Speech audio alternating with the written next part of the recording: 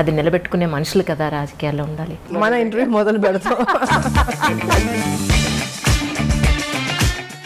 పాడమంటారా? ఇప్పుడు వస్తుంది. సరదాగా పాడుకునే రోజులన్నీ పోయినాయి, ఇప్పుడంతా కొట్లాడే రోజులు దిగి ఉంది. ఇప్పుడు పర్టికులర్గా ఆ బుట్ట అలా పెట్టడానికి కారణం ఏదైనా ఉందా అండి?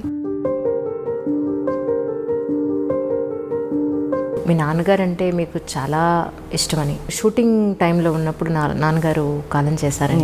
దేవాలయం షూటింగ్ చేస్తున్నాం. సో అక్కడ ఫాదర్కి చితి పెట్టడం సీన్ నేను ఆ సమయంలో ఏంటంటే ఇక్కడ సో ఇంకా అలాగా ఆయన చనిపోవడం జరిగింది. అయితే నిప్పురవ్వ సినిమా తర్వాత మళ్ళీ బాలకృష్ణ గారితో చేయకపోవడానికి అంటే తర్వాత స్టోరీ ఏమీ సెట్ కాలేదంటారా? తర్వాత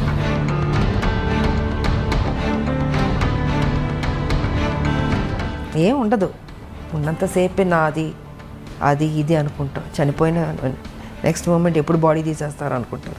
ఒకటి తీసుకెళ్ళేది ఒక మంచి పేరు ఒకటే తీసుకెళ్తాం. ఇన్నాళ్ళ రాజకీయ జీవితం చూసిన తర్వాత ఇక్కడ మీరు నేర్చుకునే లెసన్ అంటే ఏం చెప్తారు? పాలిటిక్సే ఉంటుంది. క్రిమినల్గా ఉండే పాలిటిక్స్ చేయక్కర్లేదమ్మా. ఇప్పుడు కేసీఆర్ బొర్ర అయితే మాకొద్దు, ఎవడో కోరుకోడు. సూర్యకాంతం గారి క్యారెక్టర్ చూసి అమ్మో సూర్యకాంతం గారు అని భయపడేవాళ్ళం, కానీ నిజంగా వాడు చాలా మంచివాడు తెలుసా మీకు. మీకు తెలుసుండి ఒక అమ్మాయికి ఎక్కడైనా అన్యాయం జరిగింది అని అంటే మాత్రం అది ఆ మధ్యన ఒక 3 months బేబీ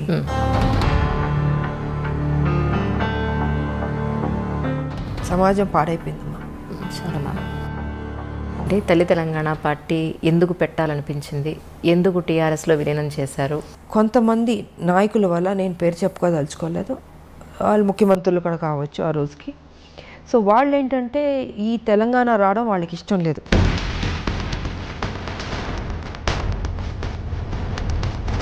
అక్కడితో ఆపలే, దాన్ని బతికిద్దామని నేను తల్లి తెలంగాణ పార్టీ పెట్టాను. కేసీఆర్కి ఏంటి, ఆయనకి ఈవిడ స్ట్రాంగ్గా వెళ్తుంటే ఒక మహిళగా ఈవిడ రేపు బలపడిపోతే నేను వెనక్కి అయిపోతాను. ఆయన అప్కమింగ్ అప్పుడు ఎందుకు లాగేస్తే బెటర్ కదా, ఆయన ఆలోచనలన్నీ నెగిటివ్ ఆలోచన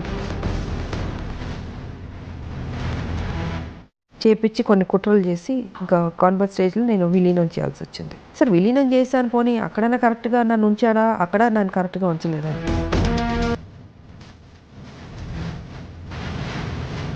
కాంగ్రెస్ ఇస్తున్నాం అని అనౌన్స్ చేసింది, అనౌన్స్ చేసిన నైటే నన్ను సస్పెండ్ చేస్తారు. ఇంకా హౌస్ స్టార్ట్ అయిపోయింది, స్పీకర్ ఆవిడ వచ్చారు, ముందుకు వెళ్ళాను, వెల్ దగ్గరికి వెళ్ళి బిల్లు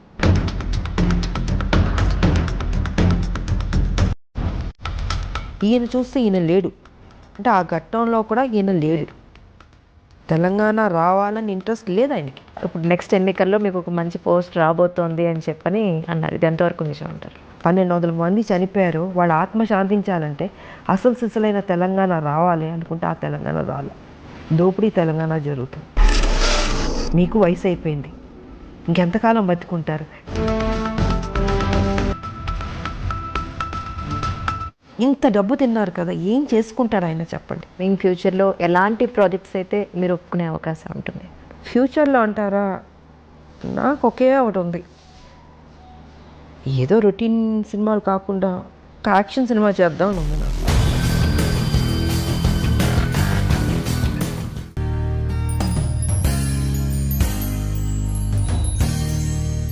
అందరికీ నమస్కారం అండి. ఈరోజు నిజంగా నా గెస్ట్ గురించి ఒక్క మాటలో నేను చెప్పలేను, కానీ ఒక చిన్న మాట చెప్పాలి. ఒక చిన్న పరిచయం, ఏదో ఒక ప్లేస్లో ఒక చిన్న పరిచయం. నిజంగా ఆ గెస్ట్కి నేను ఎప్పటికీ రుణపడున్నాను. ముందైతే గెస్ట్కి వెల్కమ్ చెప్పేద్దాం. మ్యామ్ నమస్కారం. నమస్తే. మిమ్మల్ని ఇలా కలవడం చాలా సంతోషంగా ఉంది. ఇంకోటి ఏంటంటే ఐ డ్రీమ్లో మీరు మొట్టమొదటిసారిగా మాకు ఇచ్చే first interview. I'm really so excited. మీకు చాలా రుణపడున్నాను. ఎలా అంటే చాలామంది నాతో అన్నారు, విజయశాంతి గారి దగ్గరికి ఏ ఒక్క లేడీ వచ్చినా సరే ఆవిడ ఒక్కసారి మాట ఇస్తే మాట తప్పరు అని. అందరు ఇలాగ చెప్తారులే అనుకున్నాను. నాది ఒక చాలా చిన్న పరిచయం. యాక్చువల్లీ నేను మీకు గుర్తున్నాను అనుకున్నాను. సరిలేరు నీకెవరు షూటింగ్ అప్పుడు కలిసాం, మీరు నన్ను అడిగారు. Yes ma'am. సో అప్పుడు అడిగింది ఇప్పుడు కుదిరింది. నిజం మ్యామ్. నాకు ఎంత సంతోషం అంటే మా లాక్డౌన్లో మీ డోర్ కొట్టి మ్యామ్ ఇంటర్వ్యూ ఒకసారి గుర్తు చేద్దామని వచ్చానంటే మీరు ఇక్కడి నుంచి అంజలి నువ్వు నాకు గుర్తున్నావు, నేను నీకు ఇంటర్వ్యూ ఇస్తాను, మాట ఇచ్చాను, ఇస్తాను అని అన్నారు. మాట ప్రకారం అలాగే నిలబెట్టుకున్నారు. Thank you. నాకు ఇప్పుడు అనిపిస్తుంది ఏంటి అంటే మీలాంటి వాళ్ళు కదా నిజంగా రాజకీయాల్లోకి రావాలి. మాట ఇచ్చారు అని అంటే అది నిలబెట్టుకునే మనుషులు కదా రాజకీయాల్లో ఉండాలి. But really ma'am such a great meeting with you. Thank you.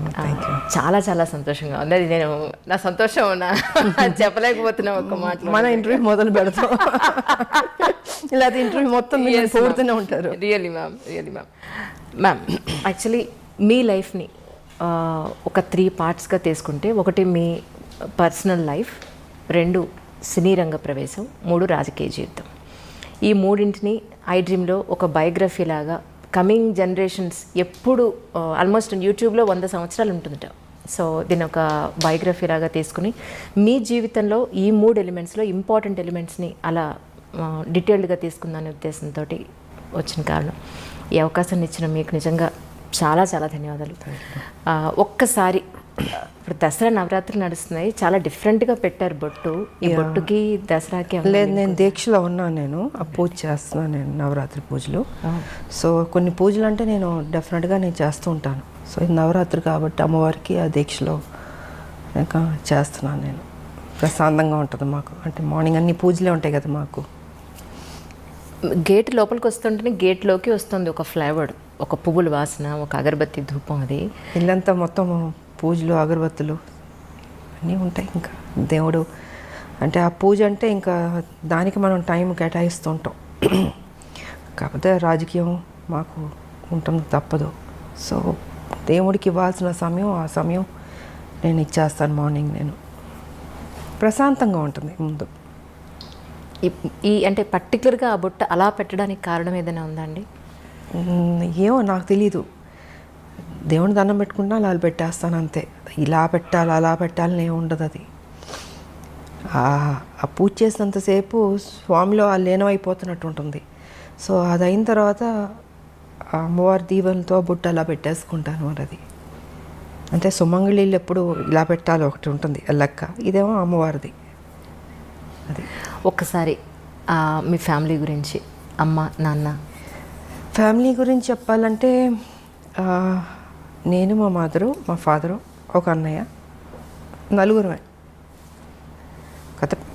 Family పరంగా చూసుకుంటే చాలా పెద్ద ఫ్యామిలీ. బట్ మా మదర్కి ఫాదర్కి నేను మా అన్నయ్య ఆయన జస్ట్ ఒక 2-3 years బ్యాక్ చనిపోయారు. సో నేను ఒక్కదానే ఉన్నాను. అండ్ ఇప్పుడు నేను నా భర్త, అంతే, ఇద్దరమే. చిన్న ఫ్యామిలీ ఇప్పుడు. కానీ మీ గురించి తెలుసుకోవాలి ఇంటర్వ్యూ కోసం అన్నప్పుడు నాకు యూట్యూబ్లో చాలా వీడియోలు మీ నాన్నగారు అంటే మీకు చాలా ఇష్టమని, మీరు షూటింగ్ టైంలో ఉన్నప్పుడు నాన్నగారు కాలం చేశారని, దాన్ని అసలు ఆ టైంలో మీరు కళ్ళు తిరిగి పడిపోయారని కూడా కొన్ని వీడియోలో చెప్పడం జరిగింది. ఒక్కసారి నాన్నగారి గురించి తెలుసు. యాక్చువల్గా దేవాలయం షూటింగ్ చేస్తున్నాం, అమరావతి, గుంటూరు నుంచి అమరావతి. సో అక్కడ షూటింగ్ చేస్తుంటే అక్కడ ఏంటంటే ఫాదర్కి చితి పెట్టడం సీను, టి కృష్ణ గారు డైరెక్షన్, దేవాలయం, శ్రవణ్ బాబు గారిని. సో అక్కడ ఫాదర్కి చితి పెట్టడం సీన్ నేను వెళ్ళి కూతురు చితి పెడుతుంది. ఆ సమయంలో ఏంటంటే ఇక్కడ చెన్నైలో అప్పుడు మా నాన్నగారు పోవడం జరిగింది. నాకు తెలీదు, చెప్పలే, టి కృష్ణ గారు ఎవరు చెప్పలే. సరే ఈవినింగ్ షూటింగ్ అంతా అయిన తర్వాత ఇన్ఫర్మేషన్ వచ్చింది. ఇప్పుడంటే మనకు సెల్ ఫోన్స్ ఉన్నాయి, అప్పుడంతా ల్యాండ్ లైన్, టైం పట్టేది, దొరికేది కాదు. ఐ థింక్ 6:37కి టి కృష్ణ గారికి వచ్చింది మెసేజ్, ఇలాగా ఫాదర్ పోయారు అనేసి. సో ఆయన ఏం చేశారంటే పోయారని చెప్పలే నాకు. నైట్ షూటింగ్ ఉండింది, డే అంతా శ్మశానంలో షూటింగు, నైట్ వచ్చి ఈ దశావతారాలు పాటలు తీస్తున్నాం అది. సో దానికి నేను డ్రెస్ చేంజ్ చేసుకోవడానికి క్లాసికల్ డ్రెస్ చేసుకుని రెడీ అయ్యి వస్తున్నాను. టి కృష్ణ గారు అన్నారు, ఇలా నాన్నగారికి బాగాలేదంట, బయలుదేరమ్మన్నారు అన్నారు. అంతే చెప్పారు. ఏమైందంటే లేదు బాగాలేదన్నారు, అంతే, టెన్షన్ ఏం అవ్వబాకమ్మా, బాగాలేదన్నారు అన్న. సరే ఆల్మోస్ట్ అన్ని ట్రైన్లు వెళ్ళిపోయినాయి.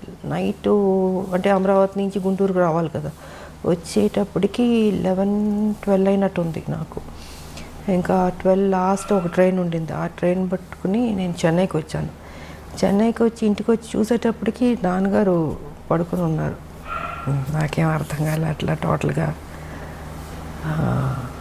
అప్సెట్ అయిపోయి మదర్ అక్కడ కూర్చున్నారు. ఆవిడ ఏడుస్తుంది, నాకేం అర్థం కావట్లే. ఎందుకంటే మా నాన్నగారు అంటే చాలా ఇష్టం నాకు నిజంగా. సో ఇంకా అలాగా ఆయన చనిపోవడం జరిగింది. అండ్ దాని తర్వాత మళ్ళీ 1 year గ్యాప్లో మా మదర్ పోయారు. అంటే ఒక దెబ్బ మీద ఇంకొక దెబ్బ. ఆ ఏజ్ చిన్నపిల్లని ఏం తెలుస్తుంది మనకి. తల్లిదండ్రులు ఉండాలని కోరుకుంటాం. అలాంటిది నాన్నగారు ఎన్నో కళ్ళుగా అన్నారు నా కూతురు పెద్ద స్టార్ అవ్వాలి అనేసి. సో ఆ టైం అప్కమింగ్ స్టేజ్ అప్పుడంతా. ఆ సమయంలో ఆయన లేకపోవడం అన్నది పెద్ద సెట్ బ్యాక్ నాకు, నా జీవితంలో పెద్ద బ్లో నాకు. ఇంకా అక్కడి నుంచి మళ్ళీ కోలుకుంటూ మళ్ళీ ముందుకెళ్తుంటే మళ్ళీ మా మదరు. ఇంకా ఇది జీవితం అనుకుని ఇంకా అన్నీ నేనే భుజాన్ని వేసుకొని దిగమింగుకొని బాధ్యత తీసుకొని ఇంకా పనే నాకు సర్వస్వం అనుకుని ముందుకెళ్ళడం జరిగింది. అలా జరిగింది మా మదర్ ఫాదర్ది. కానీ ఒక ఆడపిల్లకండి, అంటే అబ్బాయి సొసైటీలో ఏది ఉన్నా, ఎవరి సపోర్ట్ ఉన్నా లేకపోయినా ఈజీగా అమ్మాయితో కంపేర్ చేస్తే ఈజీగా గెటన్ అయిపోగలుగుతాడు. కానీ ఒక అమ్మాయికి పేరెంట్స్ సపోర్టు, పేరెంట్స్ తర్వాత ఒక మంచి భర్త సపోర్ట్ లేకపోతే అంత ఈజీగా ఏ ప్రొఫెషన్లో ఉన్నా పైకి రావడం ఈజీ కాదమ్మా, చాలా టఫ్ అది. కాకపోతే నాకేంటంటే ఫస్ట్ మదర్ ఫాదర్ పోవడం వల్ల లైఫ్ విలువ, వాల్యూ, బాధ్యత అన్నీ ఆటోమేటిక్గా దేవుడు నాకు తెలిసేటట్టు చేశాడు అనిపిస్తుంది. సో రైట్ టైంలో ఒక ఏజ్లో మ్యారేజ్ కూడా, అది కూడా నాకు దేవుడు చేశాడన్నదే. ఎవరు లేరు కదా పెద్దలు, ఇలాగ ఈ అమ్మాయికి పెళ్లి సంబంధం చూడాలి, ఈ అబ్బాయికి పెళ్లి చేయాలి అనేది చెప్పేవాళ్ళు లేరు, చూసేవాళ్ళు లేరు. నాకు ఉన్న తల్లిదండ్రులు నిద్రపోయారు. నాకు తెలియకుండా నా లైఫ్లో నా భర్త ఆయన రావడం, కలవడం, అనుకోవడం, పెళ్లి చేసేసి ఆల్ ఆఫ్ సడన్ అన్నీ 6 to 7 monthsలో జరిగిపోయినాయి. సో రైట్ టైంలో రైట్ డెసిషన్ అంటారు చూసారా, అలాగా రైట్ టైంలో దేవుడు ఆయనే నాకు, అంటే ముక్కోడి దేవతలు పెళ్లి చేస్తారన్నట్టు ముక్కోడి దేవతలు దీవించినట్టు ఉండింది నాకు మంచి భర్త ఇచ్చి. రైట్ టైంలో ఒక సపోర్ట్ ఉండాలి అన్నది జరిగింది. సో లైఫ్ ఇదైంది. బట్ ఆడపిల్లలకి ఎప్పుడూ తల్లిదండ్రులు ఉండాలమ్మా. కొంతమందికి స్మూత్గా వెళ్తుంది, కొంతమందికి టఫ్గా ఉంటుంది. సో నాకేంటి అన్నీ దెబ్బలే కదా జీవితంలో, అన్నీ స్మూత్గా ఎప్పుడు లేదు నా లైఫ్. అన్నీ టఫ్గా దెబ్బలు తింటూ నేర్చుకుంటూ ముందుకు వెళుతూనే అనుకున్నది సాధించాను. కాబట్టి మా ఫాదర్ ఒక కోరిక నేను నెరవేర్చాను, పెద్ద స్టార్ అవ్వాలన్నది. దాని తర్వాత మా భర్త సేమ్ అదే బాధ్యత ఆయన తీసుకుని, ఆయన కూడా అక్కడితో ఆపలే. పెళ్ళైన తర్వాత ఏదో ఇంట్లో కూర్చోబెట్టడం లేదు, ఆయన కూడా ఆ బాధ్యత తీసుకుని, ఆ టాలెంట్ ఉన్నవాళ్ళు ఇంట్లో ఉండకూడదు అన్నది ఆయన ఆలోచన కూడా. సో ఆయన కూడా దాన్ని అలా కంటిన్యూ చేసి మీకు కర్తవ్యం అన్నది ఆయన ప్రొడ్యూస్ చేసి, సో ఒక హీరో ఇమేజ్ తీసుకొచ్చింది మా భర్త. అంటే తను ఓన్లీ ఒక హౌస్ వైఫ్లో లేకపోతే ఈ గ్లామరో ఇలా కాదు, ఇంకేదైనా కొత్తగా చేద్దామని పోలీస్ ఆఫీసర్ది కర్తవ్యం అన్నది ఆయన ప్రొడ్యూస్ చేశారు. ఇంకా దాని తర్వాత లేడీ అమితాబ్, ఇవన్నీ వచ్చినాయి. అండ్ ఓసే రామలం అదే పెళ్లి చేసేసుకున్న తర్వాత ఇంట్లో కూర్చుని ఉంటే కర్తవ్యం ఉండేది కాదు, ఓసే రామలం ఉండేది కాదు, ఆ హీరో ఇమేజ్ వచ్చేది కాదు. సో క్రెడిట్ ఐ థింక్ మా హస్బెండ్కి ఇవ్వాలి నేను. జనరల్గా మనకు ఉంటుంది చాలే పెళ్లి చేసుకున్నాం సెటిల్ అయిపోదాం అనుకుంటాం, కానీ అలా అనుకోలేదు. ఇంకా అది కూడా కాదు, దాని తర్వాత మళ్ళీ పాలిటిక్స్ కూడా నా మనసులో ఉంటుంది మనకి, కాకపోతే అవన్నీ జరుగుతాయా అని ఒక డౌట్ కూడా ఉంటుంది. కానీ వెనక నేను సపోర్ట్ చేసి ముందుకు నడిపిస్తూ ఈ దారిలో వెళ్ళు, ఈ దారిలో నువ్వు చేయి, నీ డ్యూటీ నువ్వు కరెక్ట్గా చేయి, ఆటోమేటిక్గా అన్నీ సర్దుకుంటాయి, మంచి జరుగుతాయి అన్నది ఆయన చెప్పింది. ఇంకా అలాగా. కానీ ఒక విమెన్ ఏ ఇండస్ట్రీలో ఉన్నా సరే ఒక ఇమేజ్ తెచ్చుకోవడం, వాళ్ళకంటూ ఒక గుర్తింపు తెచ్చుకోవడం అనేది చాలా కష్టం. అందులో గ్లామర్ ఫీల్డ్లో, ఫిల్మ్ ఇండస్ట్రీలో ఒక హీరో ఇమేజ్ అనండి, అది కమర్షియల్గా అయినా సరే లేదంటే ఒక వాల్యుబుల్ పాయింట్లో అయినా సరే, మీరు ఒక హీరో ఇమేజ్ని అప్పట్లోనే హీరోలతో సమానంగా మీరు రెమ్యునరేషన్ పాయింట్ ఆఫ్ వ్యూలో కానీ మీ ఒక మాటకు విలువ కానీ అప్పుడు మీరు అంతా సంపాదించుకోవడం అనేది మామూలు విషయం కాదు యాజ్ ఎ విమెన్. సో అదంతా ఈజీ అండి. ఒక అమ్మాయికి ఒక హీరో ఇమేజ్ని తీసుకొచ్చి, ఫస్ట్ థింగ్ ఏంటంటే మనం మెంటల్గా ప్రిపేర్ అవ్వాలి. హీరోలు ఫైట్ చేసేది మనం చూస్తున్నప్పుడు, మేము హీరోలు పక్కన చేసేటప్పుడు కొన్ని సీన్స్లో వచ్చి హీరో ఫైట్ చేస్తుంటాడు, మనం రియాక్షన్ ఇవ్వాలి. అప్పుడు అనిపించేది అయ్యో పాపం ఇంత కష్టపడుతున్నారు, ఇంత ఎగురుతున్నారు, కొడుతున్నారు, దెబ్బలు తగులుతుంటాయి వాళ్ళు కూడా. అలాంటిది నాకు వచ్చేటప్పటికి అసలు ఫస్ట్ నాకు కొంచెం టైం పట్టింది నేను అడ్జస్ట్ అవ్వడానికి. అంటే ఆ ప్యాటర్న్లోకి తీసుకురావడం, నా ఫిజిక్ కావచ్చు, నా ఆ స్టైల్ కావచ్చు, ఒక మహిళలా చేసినట్టు ఉండకూడదు. అంటే ఒక హీరో ఒక రఫ్ అండ్ టఫ్ ఆ బాడీ లాంగ్వేజ్ తెచ్చుకోవాలి, దాంట్లో ఇమిడిపోవాలి. సో ఇట్ టుక్ టైం నాకు అది అడ్జస్ట్ అవ్వడానికి. అండ్ ఫస్ట్ పిక్చర్కి నా ఫైట్స్కిను సెకండ్ థర్డ్ దానికి ఇది ఇంప్రూవైజ్ చేసుకుంటూ వెళ్ళాను. సో ఇంకా దాని తర్వాత ది బెస్ట్ అన్న పేరు తెచ్చుకున్నాను నేను. అండ్ ఇంకోటి ఏంటంటే ఎందుకు చేయలేము, మనం చేద్దాం, రిస్క్ అయినా పర్లేదు. అప్పుడు మాకు ఈ గ్రాఫిక్స్ అంత లేదు, సో ఏదన్నా కూడా ఒరిజినలే ఉండదు, డూప్ లేకుండా చేసేదాన్ని. చేద్దామని మాస్టర్లతో కన్విన్స్ చేసి ఇంకా సాహసాలే అన్నీ. ఎంత 20 అడుగులో 30 అడుగులు దూకమన్నా దూకేవాళ్ళం. మళ్ళీ గన్ ఒకటి పట్టుకుని దాంతో షూట్ చేసుకుంటూ, మామూలు కాదు అసలు. సో ఇలాగా ఇంప్రూవైజ్ చేసుకుంటూ ఇంకా బెటర్మెంట్ చేద్దాం అన్నది సినిమా నుంచి సినిమాకి బెటర్ అయింది నాకు. సో నన్ను నేను ప్రూవ్ చేసుకోగలిగాను, ఒక యాక్షన్ హీరోలే కాదు హీరోయిన్ కూడా చేయగలుగుతుందని. మళ్ళీ దాంట్లో స్టైల్ ఉండాలి, అందం ఉండాలి. ఏదో కొట్టామన్నట్టు కాకుండా ఎక్స్ప్రెషన్ ఉండాలి, బాడీ లాంగ్వేజ్ కరెక్ట్గా ఉండాలి, ఫినిషింగ్ బాగుండాలి. అది డ్యాన్స్ కావచ్చు, ఫైట్స్ కావచ్చు, ఏదైనా బ్యూటీ ఉండాలి, న్యాచురల్గా ఉండాలి, ఆర్టిఫిషియల్గా ఉండకూడదు. ఏదో ఇప్పుడు జంప్ చేయమన్నారు ఇలా జంప్ చేయడం కాదు, ఒరిజినల్గా జంపింగ్లానే ఉండాలి, రఫ్ లుక్ ఉండాలి. సో ఇలాగ నా బాడీని నేను మలుచుకుంటూ చేశాను నేను. కానీ ఫిల్మ్ ఇండస్ట్రీలో ఒక అమ్మాయికి గ్లామర్ పాత్రలు జనరల్గా అందరికీ వస్తుంటాయి, కానీ ఆర్టిస్ట్ వాళ్ళలో ఉన్న నటనని బయటికి తీసుకురాగలిగే డైరెక్టర్లు కానీ, అలాంటి సినిమాలు కానీ, అలాంటి కథలు కానీ, you are really so blessed. ఒక స్వయం కృషి తీసుకున్న, వందే మాతరం తీసుకోవాలంటే టి కృష్ణ గారు అండి. అవునండి, ఆయనకి నేను రుణపడి ఉన్నాను, థ్యాంక్స్ చెప్పుకోవాలి. ఎందుకంటే ఆయన ఎక్కడున్నా ఆయన బ్లెస్సింగ్స్ ఉన్నాయి. తనలో ఒక నటన ఉందన్నది నేటి భారతంలో తీసుకొచ్చాడు బయటికి. తీసుకొచ్చి నాకు రావాల్సిన పేరు అద్భుతంగా వచ్చింది. విజయశాంతి ఓన్లీ గ్లామర్ కాదు, తను నటించగలుగుతుందని ఆ క్రెడిట్ కృష్ణ గారికి వెళ్తుంది. ఆయన ఏం చేశారు, అక్కడితో కాకుండా ఆయన అన్ని సినిమాల్లో విజయశాంతినే ఉంచాలి. అంటే ఆయన మైండ్ సెట్లో ఏముంది, ఓ రెవల్యూషనరీ ఫిలిమ్స్ అంటే అది తను సూట్ అవుతుంది, ఆయన రాసుకున్న కథకి ఆ పాత్రకి తను న్యాయం చేయగలుగుతుంది, తన ఎక్స్ప్రెషన్స్ బాగా రాబట్టగలుగుతుంది, సో బాగుంది అన్నది ఆయన మైండ్లో పెట్టుకుని ప్రతి సినిమాకి ఇంక తనే ఉండాలి, శాంతమ్మే ఉండాలి. ఆయనతో ఆప్యాయతగా పిలిచాడు శాంతమ్మ అని. సో ఆయన ప్రతి సినిమాలకు పెట్టేవారు. నేను ఒక స్టేజ్లో అన్న అని పిలిచేదా, అన్న మీకు బోర్ కొట్టదా, అన్ని సినిమాల్లో నేనే పడతాను, ఇంకొక హీరోయిన్ పెట్టండి అన్న. లేదు శాంతమ్మ నువ్వే చేయాలి, నువ్వే బాగా చేస్తున్నావు అనేసి. ఒక స్టేజ్లో అయితే ప్రతిఘటన అయితే నేను అన్నాను, కథ విన్నాను బాగుంది, బట్ నాకు డేట్లు కుదరలేదు, టోటల్గా బిజీగా ఉన్నాను. అప్పుడు అన్నాను, అన్న కుదరట్లేదు అంటే, నువ్వు చెయ్యాలి, ఇది నువ్వు చేయకపోతే నేను చెయ్యను, భీష్మించి కూర్చున్నాడు ఆయన. ఇంకా ఏంటంటే ఆఖరికి అందరు ప్రొడ్యూసర్లు రిక్వెస్ట్ చేసి 1 నెల నాకు ఇవ్వండి అని 1 మంతే నాకు వెళ్ళాను. వైజాగ్ వెళ్ళి కంప్లీట్ చేసుకుని వచ్చేసాను. సో అంటే నేను చేయలేను అనుకున్నది దేవుడు కూడా అక్కడ కూడా నువ్వే చేయాలన్నట్టు చేయించాడు. అదొక మలుపు. మళ్ళీ సూపర్ స్టార్ అన్నది ప్రతిఘటనతో స్టార్ట్ అయింది నాకు ఆ టైటిల్. కానీ అప్పట్లో ప్రతిఘటన అంటే ఒక రెవల్యూషన్ తీసుకొచ్చి, అసలు యాక్చువల్గా చాలా చిన్నమ్మాయి నేను. ఎగ్జాక్ట్లీ అందరూ అందరూ ఏమన్నారంటే, అదేంటి కృష్ణ మరీ చిన్నపిల్లతో యాక్ట్ చేపిస్తున్నావు, ఒక లెక్చర్ క్యారెక్టర్ అంటే ఒక 30 ఏళ్ళు 40 ఏళ్ళు ఊహించుకుంటారు, బట్ ఆల్మోస్ట్ చాలా యంగ్ నేను అంటే అందరూ క్రిటిసైజ్ చేశారు. అదేంటది ఆవిడ మరీ చిన్నపిల్ల ఉంది, చేయగలుగుతుందా, చేయలేదు, తప్పు చేస్తున్నావు, డెసిషన్ రాంగ్ అవుతుంది అని కృష్ణ గారితో. అంటే నాకు తెలుసు ఏం చేయించాలని కొంచెం గెటప్ అంతా వేసి 3 వేసి కొంచెం పెద్ద అమ్మాయిలా కనపడేటట్టు చేసి నేను కూడా ఛాలెంజ్గా తీసుకున్నాను. ఎప్పుడైతే క్రిటిసైజ్ చేశారో నువ్వు చేయలేవేమో అని, ఎందుకు చేయలేను, నన్ను ఎప్పుడైనా అలా అంటే నాకు ఊరుకోనేను, ఇంక దాన్ని ఛాలెంజ్గా తీసుకుంటాను. ఇంక తీసుకుని సో కృష్ణ గారు పట్టుబట్టడం, నేను ఆ ఛాలెంజ్గా తీసుకోవడం, అది అద్భుతంగా సక్సెస్ అయింది. అది మలుపు తిరిగింది నా లైఫ్ దాంతో.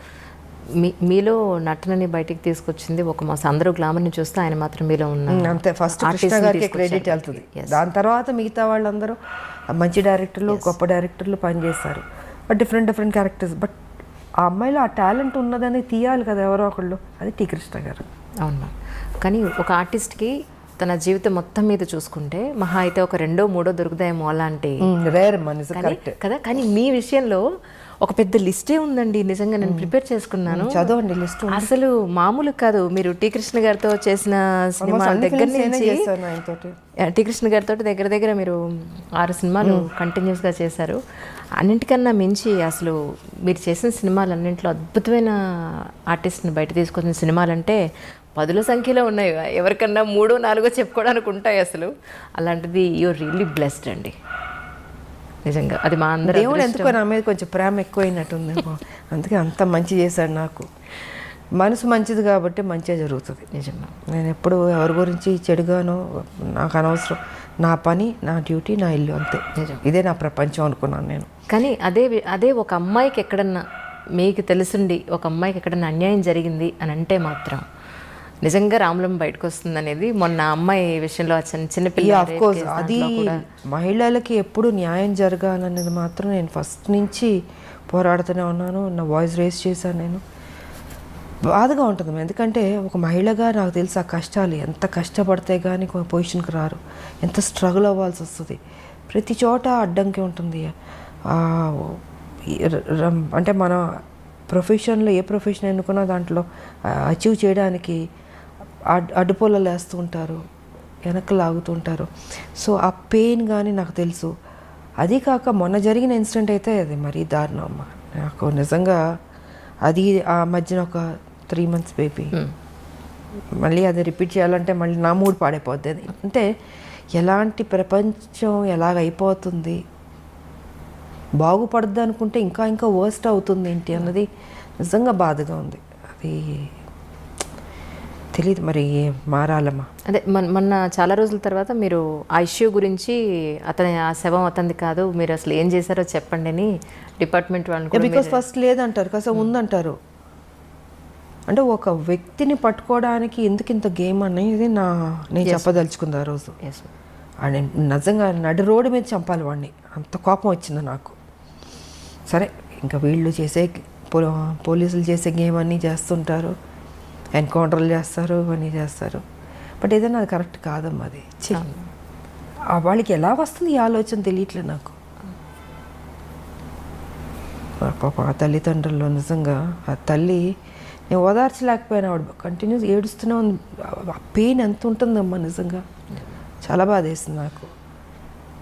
అండ్ నాకు వచ్చిన కోపాన్ని వాడిని అక్కడే పట్టుకుని కొడదామా చంపుదామా అని అంత కోపం వచ్చింది నాకు నిజంగా. అసలు ఆ చంటి బిడ్డ ఎంత ముద్దుగా ఉంది ఆ పాప. నిజమా, వాడికి ఒక బిడ్డ ఉన్నట్టుంది. ఐ డోంట్ నో మరి ఇలా మైండ్లో అయినా దెయ్యం దూరుతుందా, రాక్షసులా అని కూర్చుంటారో తెలియదు మరి. చిచి, సమాజం పాడైపోయిందమ్మా చాలా మ్యామ్. నిజం. మెయిన్ ఈ డ్రగ్స్ వల్ల వాళ్ళు ఏం చేస్తున్నారో వాళ్ళకి తెలియకపోవడం వల్ల గవర్నమెంట్ ప్రతి స్టేట్లో గవర్నమెంట్ చాలా సీరియస్గా తీసుకోవాలి ఈ విషయం మాత్రం.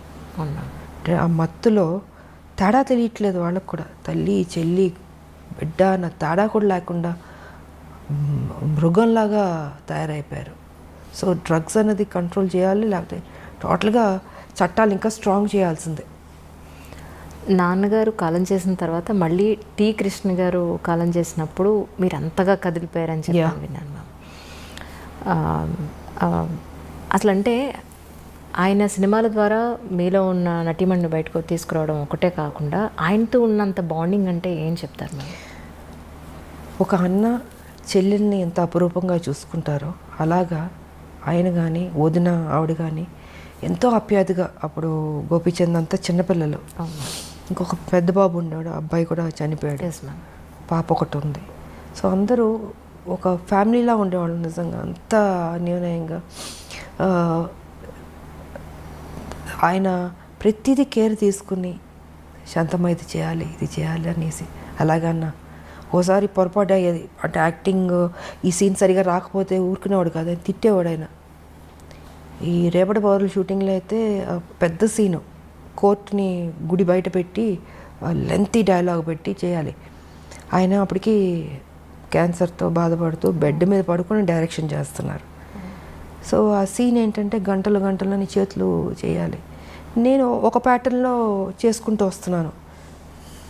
వస్తే కట్ చేసి చేతులు ఇలాగ చేయాలి కదా, ఎందుకు ఇలా ముడుచుకుని చెప్తావు డైలాగు డామ్ డూమ్ అని తిట్టేశాడు ఆయన. నాకు అర్థం కాలే, ఎప్పుడు నేను చూడలేదు ఆయన్ని అంత ఎమోషన్ అయ్యి కోపం రావడం అనేది. ఒక నిమిషం కూర్చుని పోయాను, నేను ఎక్కడ పొరపాటు చేస్తున్నాను అనుకుని చూసుకుని నాకు కొంచెం టైం అన్నాను. వెళ్ళి 5 minutes కూర్చుని ప్రిపేర్ అయ్యాను, వచ్చాను, సింగిల్ టేక్లో ఓకే చేస్తాను. అంటే ఎక్కడో పొరపాటు జరగచ్చు, అంటే ఆయన మైండ్లో ఇలాగ ఈ క్యారెక్టర్ ఇలా చేయాలి, వైల్డ్గా చేతులని చూపించి అది ఇది ఇలా చేయాలని అని ఉంది. నేను ఒక ప్యాటర్న్లో డైలాగ్ చెప్పుకుంటూ మామూలుగా చేసుకుంటూ వెళ్ళినా, అది కాదు, నాకు అది కావాలి. సీరియస్గా అరిచేసాడు మొత్తం క్రౌడ్, అందరూ జనాలు ఏనాలు. నాకు కొంచెం అప్సెట్ అయ్యాను నేను, ఇదేంట్రా ఇది ఫస్ట్ టైం. బట్ తెలుసు ఆయన హెల్త్ బాగాలేదని తెలుసు. సరే నాకు 5 minutes అని వెళ్ళి కూర్చుని మళ్ళీ నేను ఏ రకంగా చేస్తే బెటర్ అని రివైజ్ చేసుకుని వెళ్ళి చేశాను. I was happy. సో ఇలా ఉండేదమ్మా ఆయనది. అండ్ ఇంకోటి ఏంటంటే ఆయన చనిపోయినప్పుడు నేను ఊటీలో ఉన్నాను. సో ఊటీలో నాకు తెలిసింది వై హరికృష్ణ గారు ఉన్నారు. అప్పుడు కళ్యాణ తాంబూలం షూటింగ్ శోభన్ బాబు గారు నాది జరుగుతుంది.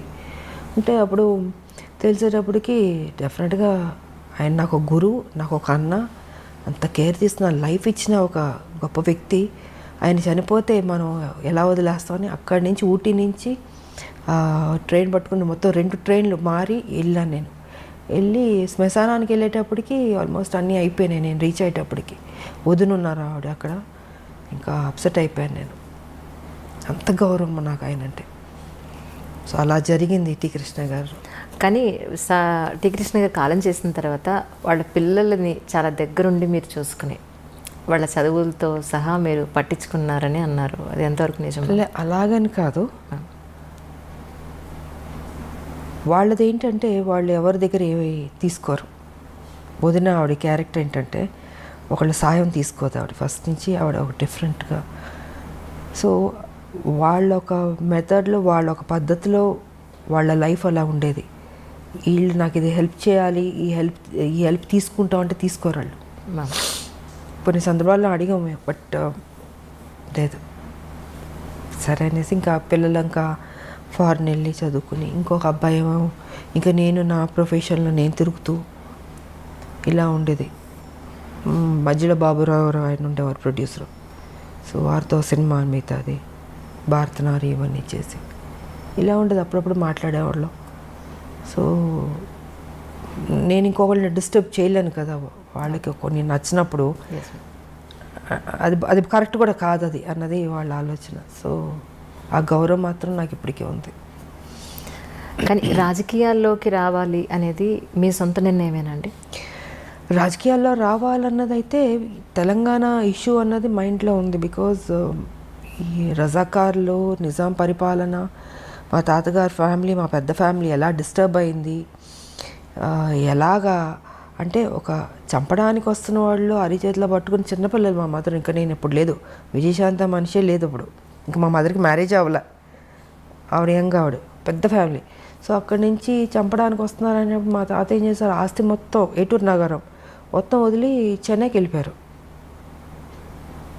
ఏం చేస్తారు, ఇంకా నా కుటుంబాన్ని బతికించుకోవాలని దీంతో అందరిని తీసుకుని చెన్నైకి వెళ్ళిపోయి ఇంకా అక్కడ ఉండి, దాని తర్వాత అందరు పెద్దోళ్ళు అయ్యి ఒక కథ. ఇంకా మా పిన్ని ఆవిడ ఈ సినిమాలు, దాని తర్వాత మా మ్యారేజ్, మా మదర్కి మ్యారేజ్ అవ్వడం. ఆ తర్వాత విజయశాంతి పాత్ర ఎప్పుడో వచ్చింది. ఒక అమ్మాయి పుట్టి, అప్పుడు హైదరాబాద్లో ఉండేవారు మా మదర్ ఫాదరు. డాడీ ఇక్కడ జాబ్ చేస్తూ ఉండేవారు. సో మా మదర్ ఇక్కడ కన్సీవ్ అయింది ఆవిడ, అండ్ డెలివరీకి చెన్నైకి వెళ్ళింది అప్పుడు. సో ఇలాగా విజయశాంతి అప్పుడు బయట ప్రపంచానికి వచ్చింది. కానీ సపరేట్ తెలంగాణ అప్పుడు సో అలాగా దీంతో నాకు మా మదరు ఒక సర్టన్ టైంలో ఇలా అలా చెప్పి మామూలు కూర్చుంటాం అందరం, నేను కూర్చుని మాట్లాడుకుంటున్నప్పుడు ఏంటంటే ఆవిడ చిన్నప్పుడు ఏం జరిగింది, రజాకార్లు, నిజాం పరిపాలన, ఇవన్నీ చెప్తూ ఎక్కడో తెలియని ఒక విత్తనం పడింది బుర్రలో. సరే ఆ సాఫ్ట్ కార్నర్ అలా వచ్చి ఒక స్టేజ్లో తెలంగాణ అన్న దీని మీద టాపిక్ వచ్చినప్పుడు ఇంకా మా హస్బెండ్ కూడా yes you have to do అన్నది.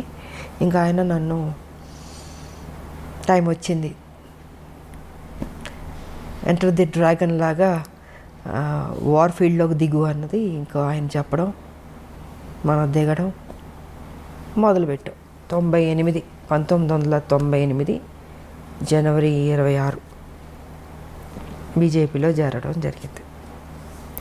కానీ బాలకృష్ణ గారితో చిరంజీవి గారితో ఎక్కువ సినిమాలు చేశారు. ఆల్మోస్ట్ 17-18 సినిమాలు దగ్గర దగ్గర.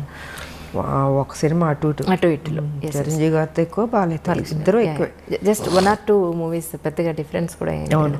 అయితే నిప్పురవ్వ సినిమా తర్వాత మళ్ళీ బాలకృష్ణ గారితో చేయకపోవడానికి అంటే తర్వాత స్టోరీ ఏమీ సెట్ కాలేదంటారా? తర్వాత చేయకపోవడానికి కానీ ఎవరితో చేయకపోవడానికి కాదమ్మా, పరిస్థితులను బట్టి ఆ రోజుకి వేరే సినిమాల కమిట్మెంట్లను బట్టి. ఇప్పుడు ఒక సినిమా వచ్చినప్పుడు మనం చేయగలుగుతాం, బాగుంటే చేస్తాం. అలాగా ఆ తర్వాత మళ్ళీ నాకు నా ఇమేజ్ డిఫరెంట్గా వెళ్ళి కొంచెం ఆ హీరో ఇమేజ్ వచ్చేటప్పటికి నేను ఇంకెక్కువ హీరోయిన్ సబ్జెక్ట్స్ మీద ఆ హీరో ఫిల్మ్స్ లాగా ఎక్కువ చేయాల్సి వచ్చింది. సో కుదరలేదు నాకు. ఇంకా రెమ్యునరేషన్లు పెరిగిపోయినాయి. ఎగ్జాక్ట్లీ హైయెస్ట్ రెమ్యునరేషన్ తీసేసుకున్నాను. సో న్యాచురల్గా నేను ఒక హీరో అయిపోయాను కాబట్టి ఇంకా నా సినిమాలు నేను చేసుకుంటూ ముందుకు వెళ్ళాల్సి వచ్చింది. అలాగా గ్యాప్ వచ్చింది అంతేగాని ఇంకేంటి. ఒక హీరోయిన్గా అప్పటి వరకు హీరో పక్కన హీరోయిన్గా యాక్ట్ చేసిన ఒక హీరోయిన్, టాప్ మోస్ట్ హీరోయిన్. మీరు ఆల్మోస్ట్ టాప్ మోస్ట్ హీరోలు అందరితో కలిసి మీరు వర్క్ చేశారు. 60 మంది ఉంటారు అనుకుంటా, బహుశా 60 మంది హీరోలతో అనుకుంటాను. ఎగ్జాక్ట్లీ అంటే కొత్త వాళ్ళు, చిన్నవాళ్ళు, మా అందరూ all and all.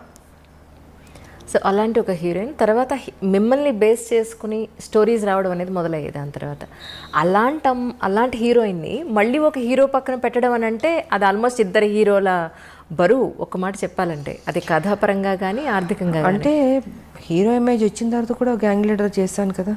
Gang leader చేశాను, మెకానికల్ అల్లుడు చేశాను. సో చేశాను నేను, బట్ ఎక్కువ దాని మీద నేను ఫోకస్ పెట్టాను. ఇంకా హీరో ఇమేజ్ 1-2 తప్ప ఇంకా దాని తర్వాత కుదరలే. ఒక హీరోయిన్కి హీరోయిన్ సెంట్రిక్ మూవీస్ రావడం అనేది ఇక అది పీక్ పరాకాష్ట అంటారా మీ ఉద్దేశ ప్రకారం? అంతే కదా. నేనే ఊహించుకోలేదు అసలు నా లైఫ్లో ఇలాగ ఒక హీరో ఇమేజ్ వస్తుంది, నేను యాక్షన్ సినిమాలు చేస్తాను, ఎంత రిస్క్ తీసుకుంటాను, ఎంత హైయెస్ట్ పేడ్ హీరోయిన్ అవుతాను, నేను నా లైఫ్లో నేను ఊహించలేదు. నిజంగా అది గాడ్ గిఫ్ట్ అనే చెప్పాలి. ఇప్పటికి ఇది ఎలా జరిగిందో నేను అనుకుంటాను అప్పుడప్పుడు కూర్చున్నప్పుడు. ఇది నిజమేనా, ఇది ఎంత మాయా ఒక్కోసారి. బట్ అది మాయే, లైఫ్ అంటే మాయే, ఏం ఉండదు. ఉన్నంతసేపే నాది అది ఇది అనుకుంటాం. చనిపోయిన నెక్స్ట్ మూమెంట్ ఎప్పుడు బాడీ తీసేస్తారు అనుకుంటారు. సో ఏది తీసుకెళ్ళాం మనం, ఒకటి తీసుకెళ్ళేది ఒక మంచి పేరు ఒకటే తీసుకెళ్తాం.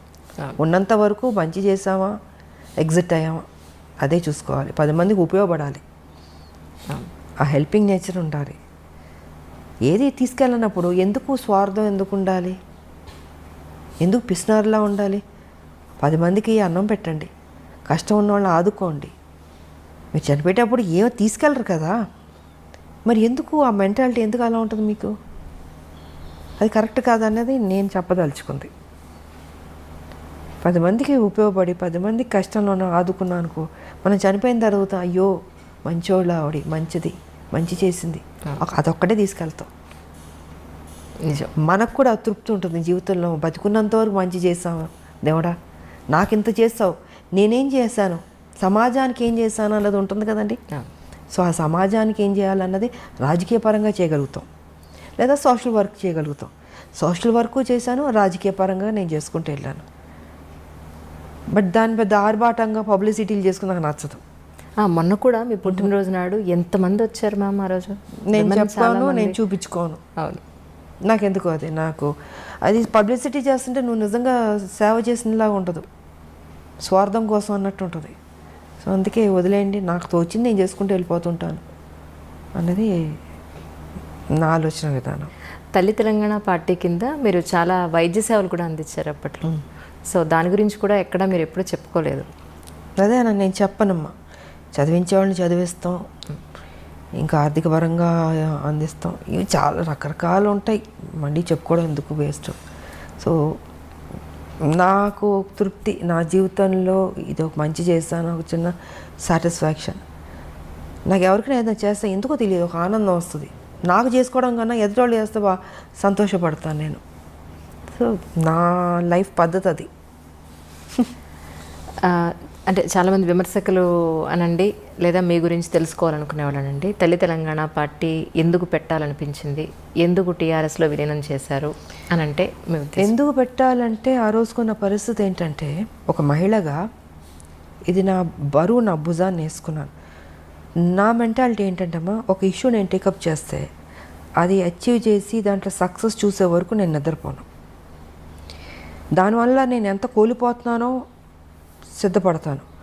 ఆర్థిక పరంగా కావచ్చు, లేకపోతే నా కెరియర్ పరంగా కావచ్చు, ఏది కోల్పోయినా పర్లేదు, కానీ నేను అనుకున్నది సాధించాలి అన్న ఒక లక్ష్యంతో నేను తెలంగాణ ఇష్యూని టేకప్ చేశాను. సో 98 నేను బీజేపీలో నేను జాయిన్ అయినప్పుడు తెలంగాణ కోసమే వచ్చాను. ఆ రోజుకున్న నాకు ఆఫర్స్ కానీ, కంటెస్ట్ చేయమన్నా కానీ, లేకపోతే ఆ రోజు అధికారంలోకి వచ్చింది బీజేపీ, నేను మంత్రిని అయి ఉండేదాన్ని. నాకు లేనిది లేదు, అన్నీ ఉన్నాయి, నాకు అన్నీ ఆఫర్స్ చేశారు. కానీ ఇది కాదు కదా, ఒక ఉద్యమం, ఒక తెలంగాణ స్టేట్ అన్నది చాలా పెద్ద విషయం. అది ఒక మహిళగా నేను అది ఉన్నది, ఆల్రెడీ ఉంది, దాన్ని బతికిద్దాం, దాన్ని తీసుకొద్దాం బయటికి, దాన్ని అచీవ్ చేద్దాం అన్న దీంతో ఆ రోజు నేను ఆ నిర్ణయం చేసుకుంటూ వచ్చాను. కానీ ఒక సందర్భంలో ఏంటంటే, కొంతమంది నాయకుల వల్ల, నేను పేరు చెప్పుకోదలుచుకోలేదు, వాళ్ళు ముఖ్యమంత్రులు కూడా కావచ్చు ఆ రోజుకి.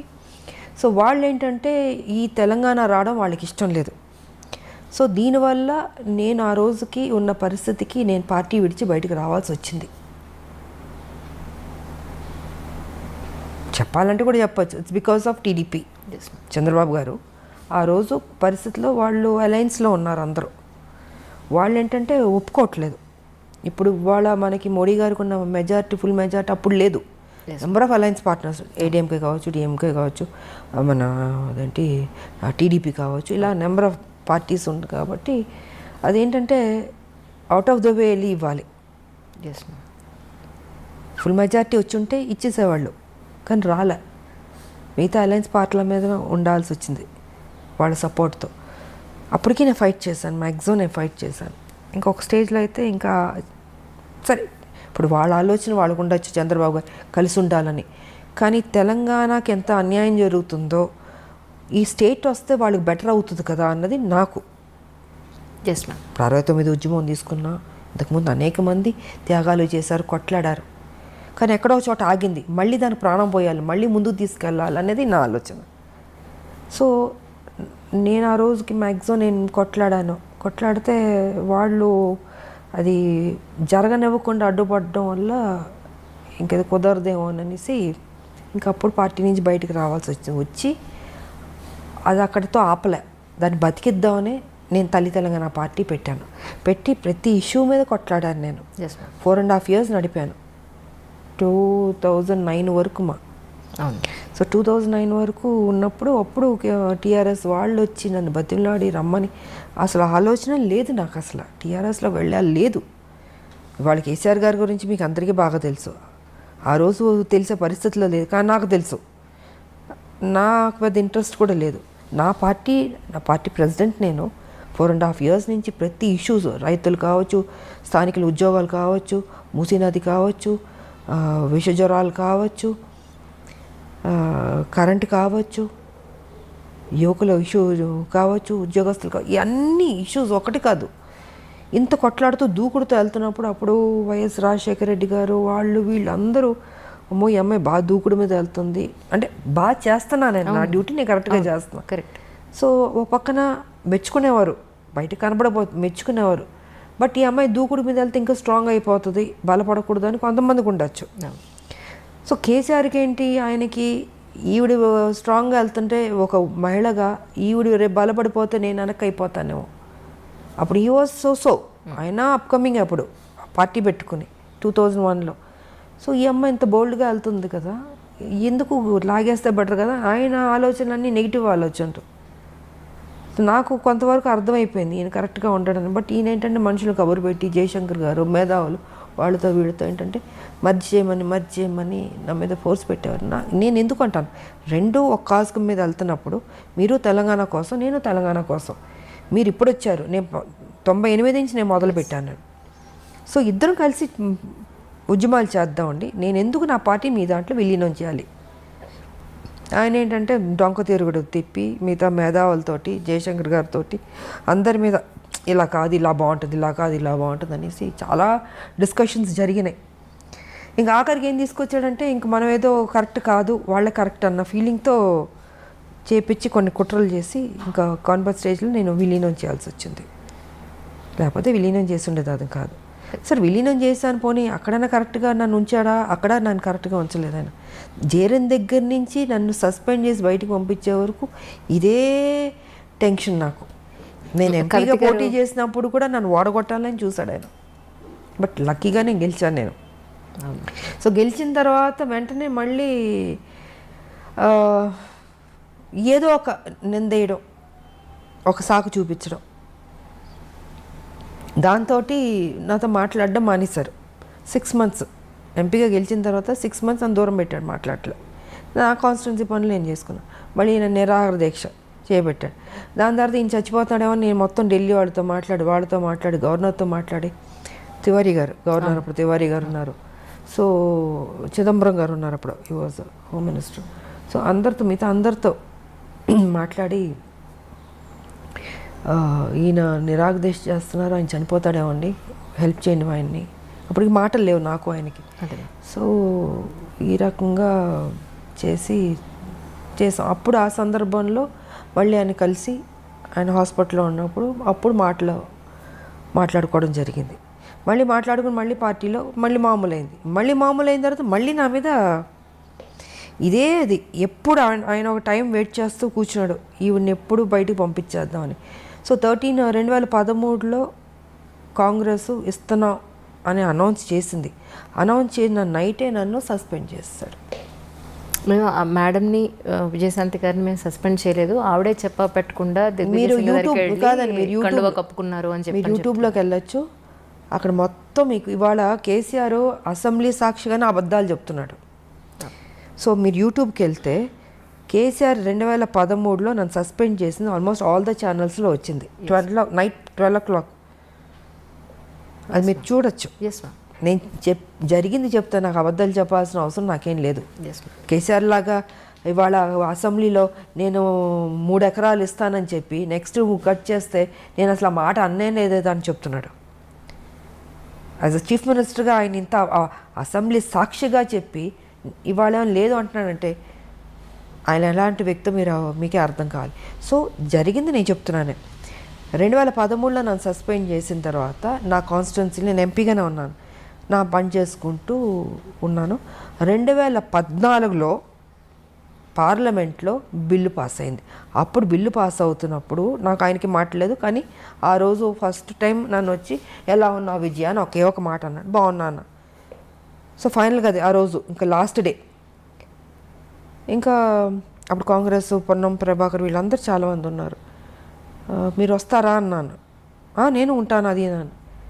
ఇంకా హౌస్ స్టార్ట్ అయిపోయింది, స్పీకర్ ఆవిడ వచ్చారు, ముందుకు వెళ్ళాను, వెల్ దగ్గరకు వెళ్ళి ఇంకా షౌటింగు, మిగతా వాళ్ళు ఆవిడ చదవబోతుంది బిల్లు చదువుతుంటే మిగతా వాళ్ళందరూ అడ్డుపడడం, నేను దూకడం, నేను అది పట్టుకోవడం పేపర్లు చింపకుంటాను. ఈయన చూస్తే ఈయన లేడు, అంటే ఆ ఘట్టంలో కూడా ఈయన లేడు. తెలంగాణ రావాలని ఇంట్రెస్ట్ లేదు ఆయనకి.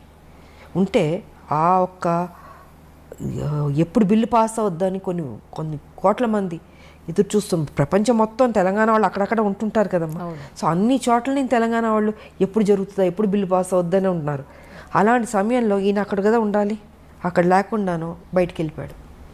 సో ఆ లాస్ట్ మూమెంట్ వరకు కూడా నా డ్యూటీ నేను సిన్సియర్గా చేసి బిల్లు పాస్ అయింది. చాలా హ్యాపీ ఫీల్ అయ్యాను నేను. అవును మ్యామ్, ఆ టైంలో you are also one of the party. ఒక్కదాన్నే నేను ఉన్నది ఇద్దరు ఎంపీలు ఒక ఆయన లేడు, వచ్చాడు వెళ్ళిపోయాడు. సో చివరి వరకు బిల్లు పాస్ అయ్యే వరకు నేను ఉన్నాను. ఆ రోజు బిల్లు పాస్ అయింది, నేను అనుకున్నది సాధించాను. మొత్తం మీ అంటే తాతగారు ఇంత ట్రావెలింగ్ పట్టింది నాకు.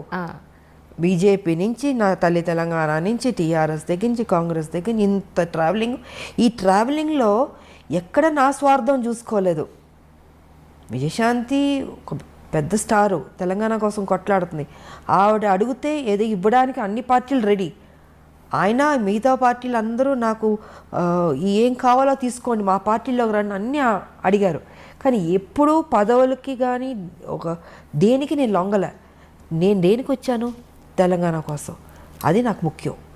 మీరు నాకు డబ్బులు ఆశ చూపించినా, పదవులు ఆశ చూపించినా, సీఎం పదవులు చూపించినా నాకు వద్దండి. నాకు తెలంగాణ ఇవ్వండి అని ప్రతి నిమిషం నేను టెన్షన్ పడ్డాను నేను.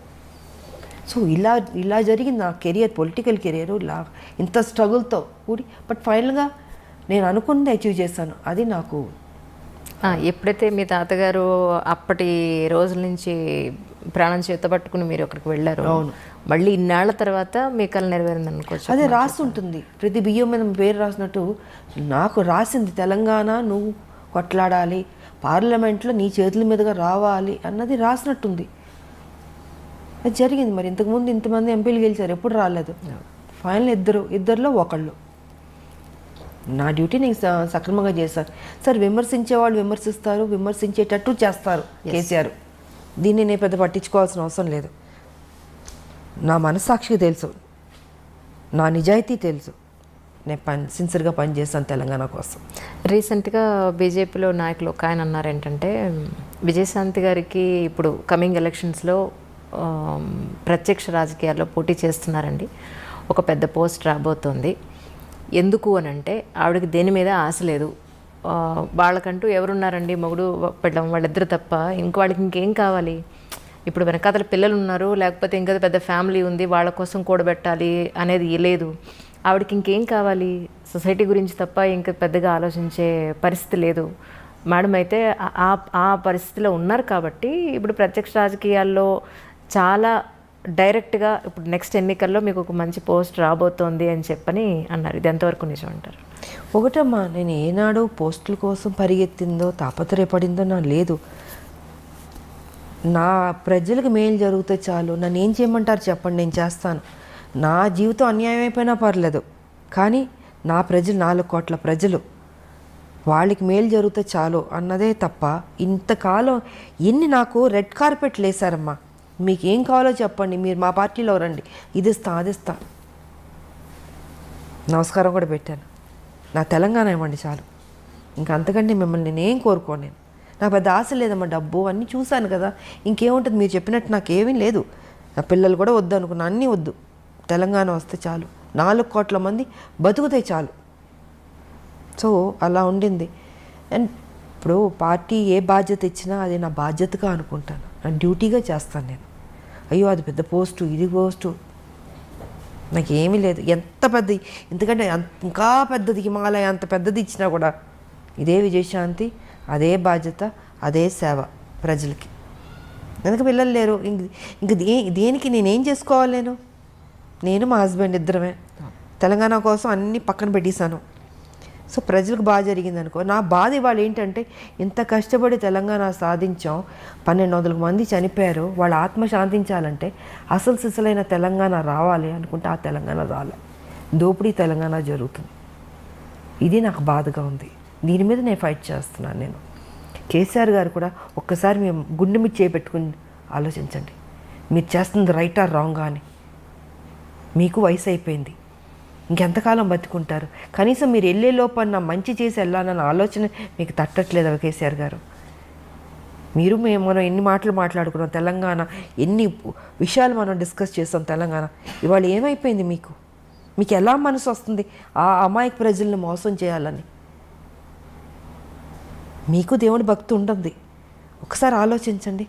ఇంత అబద్ధం, ఇంత మోసం అండి, ఇంత డబ్బు తిన్నారు కదా, ఏం చేసుకుంటాడు ఆయన చెప్పండి? 1,00,000 కోట్ల పైన మీరు తీసుకున్నారు, తెలుసు అందరికీ. ఏం చేసుకుంటారు? ఆల్మోస్ట్ మీరు 70కి వెళ్ళబోతున్నట్టున్నారు. ఏం తినడానికి ఉండదమ్మా, తినేది ఇంతే తింటాం. కానీ మీరు కొంచెం మారండి. నేను అదే అంటున్నా, కేసీఆర్ గారు మీరు ఇప్పుడైనా మారండి. 2 సార్లు మీకు ప్రజలు అవకాశం ఇచ్చారు. ఆ ప్రజలు వాళ్ళ మొహాలు చూడండి, వాళ్ళని చూస్తే మీకు మోసం చేయబుద్ధి అవుతుందా? మీకు తప్పనిపించట్లేదు మీకు నిజంగా? కనీసం ఇప్పుడైనా మారి మంచి చేశాను, ఈ భూమి నువ్వు విడిచి వెళ్ళండి. మీకు వెళ్ళాల్సిన టైంలో మీరు ఉండండి, 100 ఏళ్ళు బతకండి కాదట్లే, కానీ తప్పు చేసి వెళ్ళొద్దు, మంచి చేసి వెళ్ళండి. ఉద్యమంతో చేసాం మనం, ఆ చిన్న తప్పు కూడా వద్దు, ఆ రిమార్క్ కూడా వద్దు అన్నది నేను ఆయనకి చెప్తున్నాను. నేను ఆయన తీసుకుంటాడని నేను అనుకోవట్లేదు, బట్ నా డ్యూటీ నేను చెప్తున్నాను. ఇప్పుడు ప్రస్తుత తెలంగాణ గవర్నమెంట్కి మీరు ఎన్ని మార్కులు ఇస్తారు? నేను ఇవ్వను. అదే చెప్తున్నాను. ఇప్పుడు ఇంతసేపు చెప్పింది ఆయన మంచి చేస్తుంటే మీరు మంచి చేశారని నేను మెచ్చుకుంటాను. ఇప్పుడు మిగతా నేను బీజేపీలో ఉన్నాను అని కాదమ్మా. ఆయన కేసీఆర్, నేను విజయశాంతి, మనం పని చేసాం, ఉద్యమంలో కొట్లాడాం. కానీ ఇవాళ మీరు ఒక ముఖ్యమంత్రి అయ్యారు. ముఖ్యమంత్రి అయిన వెంటనే నేను ఒక్కరోజు కూడా మిమ్మల్ని నేను విమర్శించలే, తిట్టలే. 3 ఏళ్ళు మీకు టైం ఇచ్చాను నేను. సరే, కొత్త పార్టీ, కొత్తగా వచ్చారు, బాగా చేస్తారు, ఒక నమ్మకం. ఉద్యమం నుంచి వచ్చిన మనిషి కాబట్టి ఆయనకు ఆ బాధ్యత తెలుసు. ఎక్కడ ఏ ప్రాబ్లం ఉంది, ప్రజలకు ఏ కష్టాలు ఉన్నాయి, ఎక్కడ ఏ ప్రాబ్లం తీర్చాలని తెలుసు కాబట్టి చేస్తాను అనుకున్నాను. కానీ చేయలే. ముఖ్యమంత్రి కుర్చీలో కూర్చోగానే ఆయన ఆలోచనలు మారిపోయినాయి, మనిషి మారిపోయాడు. ఉద్యమం ఉన్న కేసీఆర్ గారు వేరు, ఇప్పుడున్న కేసీఆర్ వేరు. అహం పెరిగిపోయింది. ఎవరిని ఒకళ్ళు విమర్శిస్తే దాన్ని అంటే అది మనసుకు తీసుకుంటున్నాడు ఆయన. అంటే ఒక వెంజెన్స్ లాగా వాళ్ళ మీద కేసులు పెట్టడం, సంబంధం లేని కేసులు, పాపం ఎంతోమందిని వేధించడం. అది చిన్నవాళ్ళ పెద్దవాళ్ళు ఎవరైనా సరే ఏ రకంగా వెళ్ళిపోతున్నాడు అంటే, ఏజ్ అయ్యే కొద్దీ మనం గతంలో చేసిన తప్పుల్ని, మన తప్పుని దిద్దుకుని మనం మారడానికి ట్రై చేస్తాం. కానీ ఈయన మారతలే. ఏజ్ అయ్యే కొద్దీ ఇంకా అగ్రెసివ్గా, నెగిటివ్గా, హార్ష్గా, క్రిమినల్గా ఈ రకంగా తయారవుతుంటే మరి నాకు ఈయనకి ఎక్కడి నుంచి వస్తుంది ఈ ఆలోచన నాకు అర్థం కావట్లే. ఫామ్ హౌస్లో కూర్చున్నది ఏ రకంగా మనం మోసం చేస్తూ వెళ్దాం అన్నది ఆలోచిస్తున్నాడు తప్ప ఇది మంచి చేద్దాం అన్నది లేదు. ఒక ముఖ్యమంత్రి అంటే పబ్లిక్లో ఉండాలి, ప్రజల్లో తిరగాలి. సో ఈయనైతే ప్రజల్లో తిరగట్లేదు. ఎంతసేపు ఫామ్ హౌస్లో కూర్చుని ఆలోచిస్తూ ఉన్నాడు. ఏం ఆలోచన అంటే మంచి ఆలోచన కాదు, చెడ్డ ఆలోచనలు. ఈ ఎన్నికలకి ఇలా మోసం చేద్దాం, ఆ ఎన్నికలకి ఇలా మోసం చేద్దాం ప్రజల్ని. నువ్వు ఎవరిని మోసం చేస్తున్నావు? ప్రజలు. ఆ ప్రజల్ని నువ్వు 2 సార్లు గెలిపించారు. అది తప్పనిపించట్లేదా అంటాను నేను. సో నేనైతే మార్కులు ఇవ్వను ఆయనకి. ఆయన డెఫినెట్గా మంచి చేస్తుంటే ఇచ్చుండేదాన్ని. మా పార్టీ ఏమనుకున్నా అనుకొని నేను ఆటోతో వెళ్ళి నేను పొగిడేదాన్ని. వచ్చే ఎలక్షన్స్కైనా హైదరాబాద్లో లేదా తెలంగాణ జిల్లాలో లేదా మన తెలుగు రాష్ట్రాల్లో బీజేపీ వచ్చే అవకాశం ఉందంటారా మీ ఉద్దేశం ప్రకారం? We are trying I all best. నేను ఒకటే చెప్తున్నాను పబ్లిక్ కూడా, ఇంకా మీరు కన్ఫ్యూజ్ కాకండి. ఒకటే ఒక పార్టీ బీజేపీ పార్టీ ఉంది. ఎందుకంటే టీఆర్ఎస్ గతంలో కాంగ్రెస్ చూసారు, టీడీపీ చూసారు, అందరం చూస్తారు. కాంగ్రెస్ ఆల్మోస్ట్ ఏంటంటే టీఆర్ఎస్తో విలీనం అన్నట్టే చెప్పచ్చు. ఎందుకంటే అన్ని ఎమ్మెల్యేలు తీసుకున్న తర్వాత ప్రతిపక్ష హోదా కూడా పోయింది కాంగ్రెస్కి. ఇవాళ కేసీఆర్ గారు ఏం చెప్తుంటే కాంగ్రెస్ అదే చేస్తుంది. సో నేను బయటకు రావడానికి కూడా ఇదే కారణం. అంటే ఎంత కష్టపడినా వీళ్ళు లాస్ట్కి అమ్ముకుంటారు. అదే జరిగింది మొన్న 18-19లో. ఇంకా వీళ్ళు కరెక్ట్ కాదు, వీళ్ళు కొట్టాడేవాళ్ళు కాదు, వీళ్ళు డబ్బులకు అమ్ముడుపోయేవాళ్ళు, ప్యాకేజీలు తీసుకునేవాళ్ళని కొంతమంది చేస్తున్న తప్పుకి ఆ పార్టీ మొత్తానికే అందరికి మీద పడుతుంది. సో ఆ కొంతమంది సరిలేదు ఆ పార్టీలో, దానివల్ల కాంగ్రెస్ మర్యాద పోయింది. సో ఇవాళ నేనేమంటానంటే పబ్లిక్కి 4 లక్షల కోట్లు అప్పులు అయిపోయినాయి, తెలంగాణ డెవలప్మెంట్ లేదు. కేసీఆర్ ఎంతసేపు డబ్బుతో ఓటుతో కొనొచ్చు అని ఆ ప్యాటర్న్లో వెళ్తున్నాడు. ఆయన ఏం చేయడు. ఇంకా మీకు ఉన్నది ఒక బీజేపీ. సో దీన్ని సెటరేట్ చేయాలన్నా, డెవలప్ ఎంతైనా కొంత బెటర్ అవ్వాలన్నా, ఒక డిసిప్లిన్, ఒక అడ్మినిస్ట్రేషన్ బాగుండాలన్నా ఆ ఒక్క బీజేపీ వల్లే సాధ్యం. ఈసారన్నా ప్రజల్లో ఆలోచించి బీజేపీకి ఓటేసుకోండి. ఇంక లేదు, ఆల్టర్నేట్ లేదు. ఇంక మీకు ఒకటి బీజేపీ కనపడుతుంది. ఇంకా ఇప్పుడు మీరే ఆలోచించుకోండి, ప్రజలకు వదిలిపెడతా. కాంగ్రెస్ ఏం చేస్తుందో అన్ని తప్పులు మీరు చూస్తున్నారు. టీఆర్ఎస్ ఏం చేస్తుందో మొత్తం కరప్షన్ చూస్తున్నారు. ఉన్న దాంట్లో ఎవరు బెటర్గా ఉన్నారంటే బీజేపీ. అది ఒక జాతీయ పార్టీ, కరప్షనే ఉండదు. మీకు అందాల్సింది డెఫినెట్గా పబ్లిక్ అందుతుంది. ఇక్కడ ఎవరు తినేవాళ్ళు ఉండరు పార్టీలో. ప్రజలకే ఖర్చు పెట్టేవాళ్ళే ఉంటారు. ఏ స్కీమ్స్ తీసుకొచ్చినా మోడీ గారు పబ్లిక్లోకి వెళ్ళిందా అని చూసుకుంటాం. కానీ కేసీఆర్ ఏం చేస్తున్నారు, పబ్లిక్ దగ్గర నుంచి గుంజుతున్నాడు ఈయన. సో వ్యత్యాసం నేను చెప్తున్నాను టీఆర్ఎస్కి అండ్ బీజేపీకి. ఇవాళ అన్ని మ్యాక్సిమం కేంద్రం నుంచి వస్తుంది తెలంగాణకి, కానీ కేసీఆర్ ఏం చేస్తున్నాడు, నేనే ఇచ్చుకుంటున్నాను ఆయన చెప్పుకుంటున్నాడు, బీజేపీ గురించి చెప్పట్లే. సో ఇప్పుడు న్యాయం జరగాలంటే బీజేపీ రావాల్సిందే అన్నది నేను చెప్పదలుచుకుంది. చాలా స్పష్టంగా చెప్తున్నాను. ఓటుకి 2000 ఇచ్చి ఓట్లు వేసుకున్న తర్వాత ఎవరు నష్టపోతున్నారు, మీరే నష్టపోతున్నారు పబ్లిక్. నా ఆలోచన ఎప్పుడు మీ మీద ఉంటుంది, మీరు ఎప్పుడు బాగుండాలని కోరుకుంటున్నాను నేను. కొట్లాడే తెలంగాణ మీకోసం కదా, మీకు అన్యాయం జరుగుతున్నప్పుడు చెప్పాల్సిన బాధ్యత నాకుంది. నేను అందుకే చెప్తున్నాను ఇవాళ. దీంట్లో ఎవరి స్వార్థం లేదు. చూడండి, ఒక ఛాన్స్ ఇవ్వండి, బీజేపీకి ఇచ్చి చూడండి. బాగోపోతే అప్పుడు మీ ఇష్టం, ఓకే మా కర్మ అనుకోండి, లేకపోతే వీళ్ళ కర్మ అనుకోండి, లేకపోతే మా కర్మ అనండి, ఏదైనా అనండి, మేము పడతాం. బట్ ఒక ఛాన్స్ ఇవ్వండి, అది మారుతుంది అన్నది నేను మనస్ఫూర్తిగా చెప్తున్నాను ప్రజలకి. వచ్చే ఎలక్షన్స్లో బీజేపీ నుంచి మీరు యాక్టివ్ రాజకీయాల్లోకి కనిపిస్తారని ఎక్స్పెక్ట్ చేయొచ్చు అంటారు? ఆల్రెడీ పని చేస్తున్నాను కదమ్మా, నేను యాక్టివ్గానే ఉన్నాను. పార్టీ ఏ ప్రోగ్రామ్ అన్నా నేను వెళ్తున్నాం. నేను ఎప్పుడూ రెడీయే, నేను పని చేసేది. నేను 24 hours నాకు అలవాటే కదా. ఉద్యమాలు చేసిన వచ్చిన మనిషికి పోలీస్ స్టేషన్లు చూసాం, జైళ్ళు చూసాం, ఖైదీలు చూసాం, సామాన్య ప్రజలు చూసాం, కోర్టు మెట్లు ఎక్కాం, రోడ్ల మీద కూర్చున్నాం, తిండి తిప్పలు లేకుండా పనిచేసిన రోజులు ఉన్నాయి కదా. సో విజయశాంతి పనిచేసే మనిషే. నా జీవితంలో లగ్జరీ లైఫ్ కాదు ఇది, నా లైఫ్, నా ప్రజలే నాకు అన్నది ఎప్పుడో నేను దాంట్లోకి వెళ్ళిపోయాను నేను. సో వాళ్ళు ఏ డ్యూటీ ఇచ్చినా నేను పని చేయడానికి సిద్ధంగా ఉన్నా, పని చేస్తూనే ఉన్నాం మేము. ఇప్పుడు ఉద్యమాలు చేసినట్టు ప్రతిరోజు ఇప్పుడు పార్టీ ఉద్యమం చేయదు. ఇష్యూ వచ్చినప్పుడు ఇష్యూ మీద ఫైట్ చేస్తాం. అప్పుడు ఉద్యమాలు అంటే ప్రతిరోజు మీకు సమస్యలు ఉంటే సమస్యలు కొట్లాడుతూనే ఉన్నాం. ఇప్పుడు రాష్ట్రం వచ్చిన తర్వాత అంత పని ఉండదమ్మా. ఇష్యూ వచ్చినప్పుడు ఇష్యూ, ఎలక్షన్స్ వచ్చినప్పుడు ఎలక్షన్స్, మీటింగ్ అన్నప్పుడు మీటింగ్, ఇలా డివైడ్ అవుతుంది వర్క్. సో దానికి తగ్గట్టు మేము పని చేస్తున్నాం. మ్యామ్, తర్వాత రౌడీ ఇన్స్పెక్టర్ సినిమా అప్పుడు మీ ఫ్యాన్స్ కర్నూలు జిల్లాకు మీరు వెళ్ళినప్పుడు మూవీ పరంగా అక్కడ ఎంతోమంది తండోపతండాలుగా విజయశాంతి గారిని చూడడానికి వచ్చేసినప్పుడు చాలా ఉద్రిక్త పరిస్థితులు నెలకొన్నాయి అప్పట్లో. బాలకృష్ణ గారు మిమ్మల్ని ఆ సిచ్యువేషన్ నుంచి లోపలికి తీసుకొచ్చి వాళ్ళందరినీ చాలా కంట్రోల్ చేశారని చెప్పని విన్నాను. అంటే అది ట్రైన్లో పాట ఉంది కదా, పాట నంద్యాల అనుకుంటాను.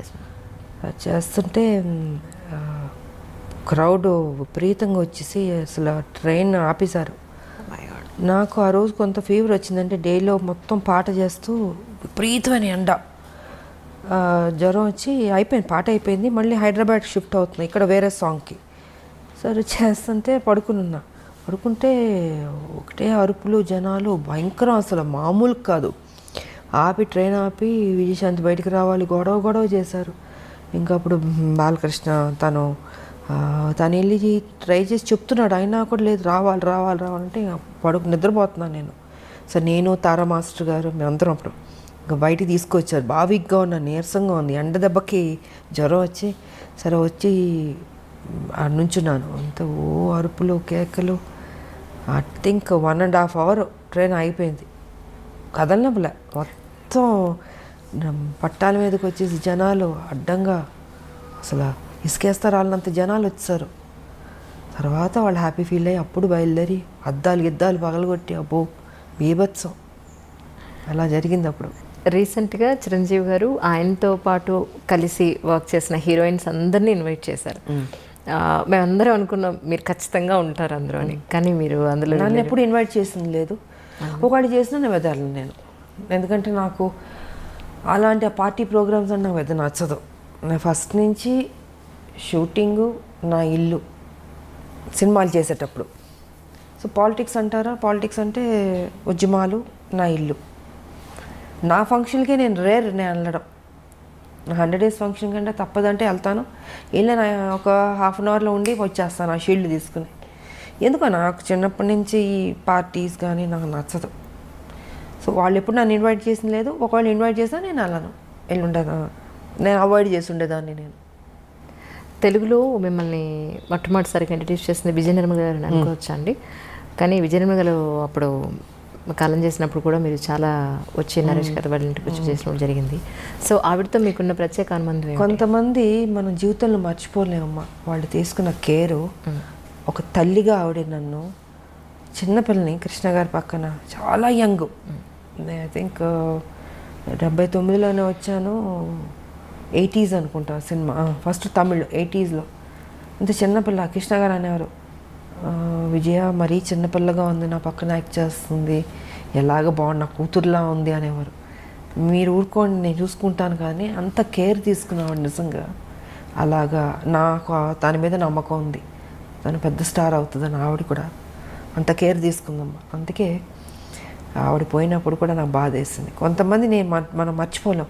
ఆవిడ కానీ, అంకుల్ దాసర్ గారు కానీ, టి కృష్ణ గారు కానీ, నా జీవితంలో నా లైఫ్ మారింది వాళ్ళ వల్ల.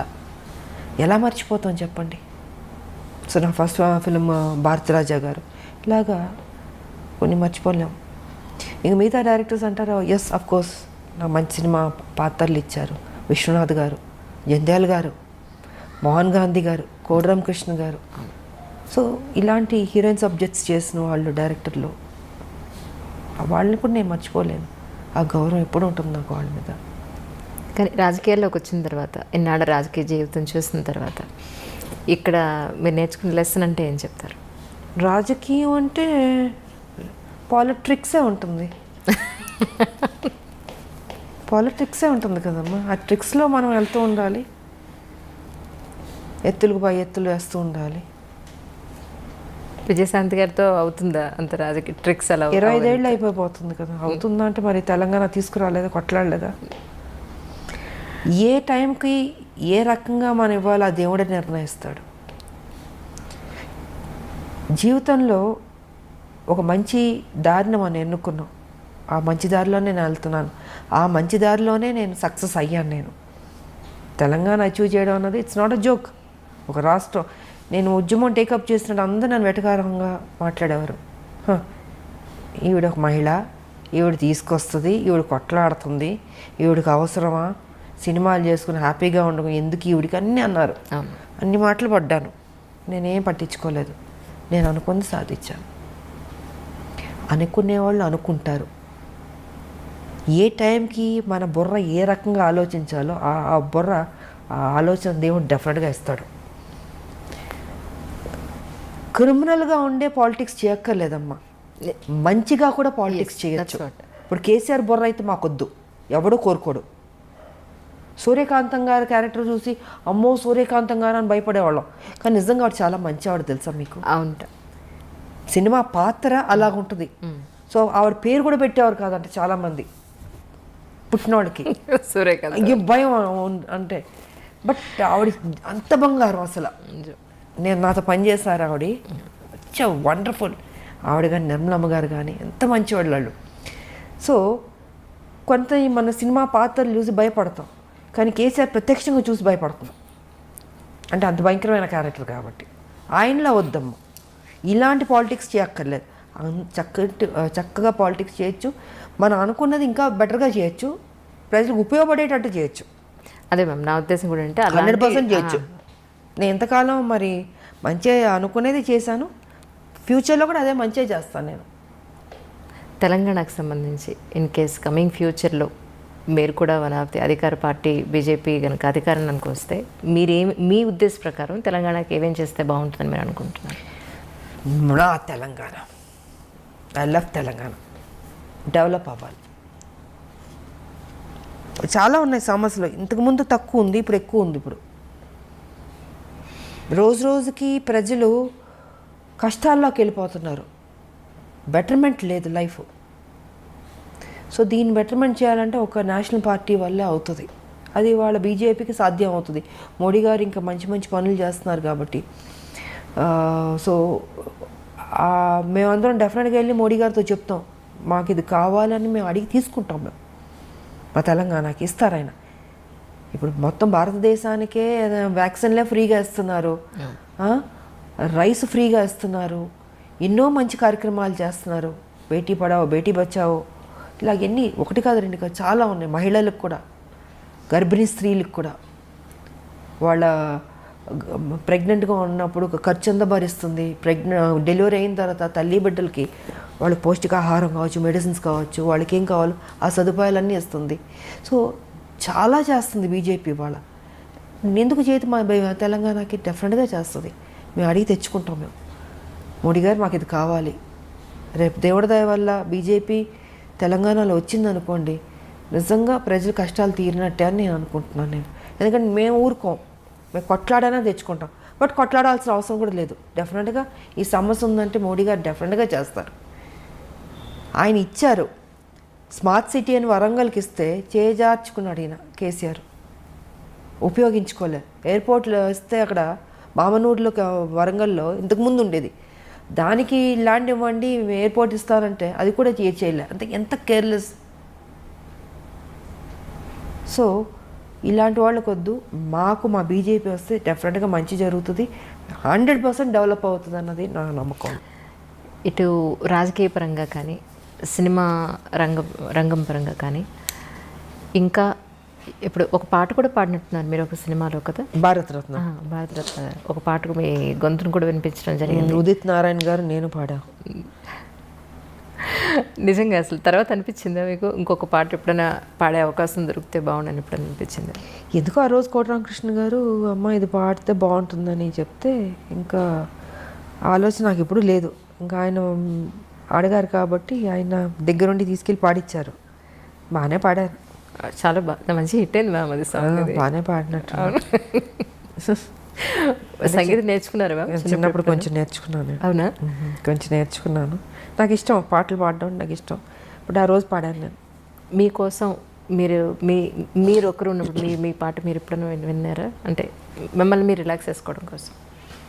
పాట అంటే నాకు ఇళయరాజా గారి సాంగ్స్ ఇష్టం కాబట్టి అప్పుడప్పుడు నేను వింటుంటాను. నేను అవును, ప్రశాంతంగా మెలోడీ సాంగ్స్ అని బాగుంటాయి, వింటుంటాను. ఇది పాడమంటారా? ఇప్పుడు వద్దు. ఇది ఇంటర్వ్యూ. సరదాగా పాడుకునే రోజులన్నీ పోయినాయి. ఇప్పుడు అంతా కొట్లాడే రోజుల దగ్గర ఉంది ఇప్పుడు. ఎందుకంటే టీఆర్ఎస్ మీద కొట్లాడాలి. ఈ రాష్ట్రంలో తెలంగాణలో బీజేపీని తీసుకురావాలి. సో మా మైండ్ అంతా వాటి మీద ఉంటుంది. యాక్ట్ చేయడం, పాటలు పాడడం, ఇవన్నీ ఆ రోజులు అయిపోయినాయి. పూర్తిగా గంభీరంలోకి దిగిపోయారు. ఇక పెద్దవాళ్ళం అవుతున్నప్పుడు ఇంకా చిన్నపిల్లలం కాదు కదా. సో బాధ్యత ఉంది, పెద్ద బాధ్యత. బీజేపీ అందరూ పనిచేయాలి బీజేపీలో. సో అండ్ తెలంగాణ ఎలా తీసుకొచ్చాం, ఎంత కష్టపడ్డాం, అందరూ ఎంత సాక్రిఫైస్ చేస్తారో. ఇవాళ తెలంగాణలో బీజేపీ తేడానికి అందరూ కష్టపడాలి. ఇది సో మా సంజయ్ గారు కానీ, నేను కానీ, ఇప్పుడు ఈటల రాజేందర్ గారు, అరవింద్ గారు, ఇలాగ అందరూ ఉన్నారు. మ్యాక్సిమం బాగా కొట్లాడే వాళ్ళు ఉన్నాం. మేము యుద్ధం చేయడానికి సిద్ధంగా ఉన్నాం. ఇప్పుడే కేసీఆర్ గారు కూడా అన్నారు కదా, బీజేపీ మీద యుద్ధానికి రెడీ అన్నాడు కదా. సో మేము వెయిటింగ్లో ఉన్నాం.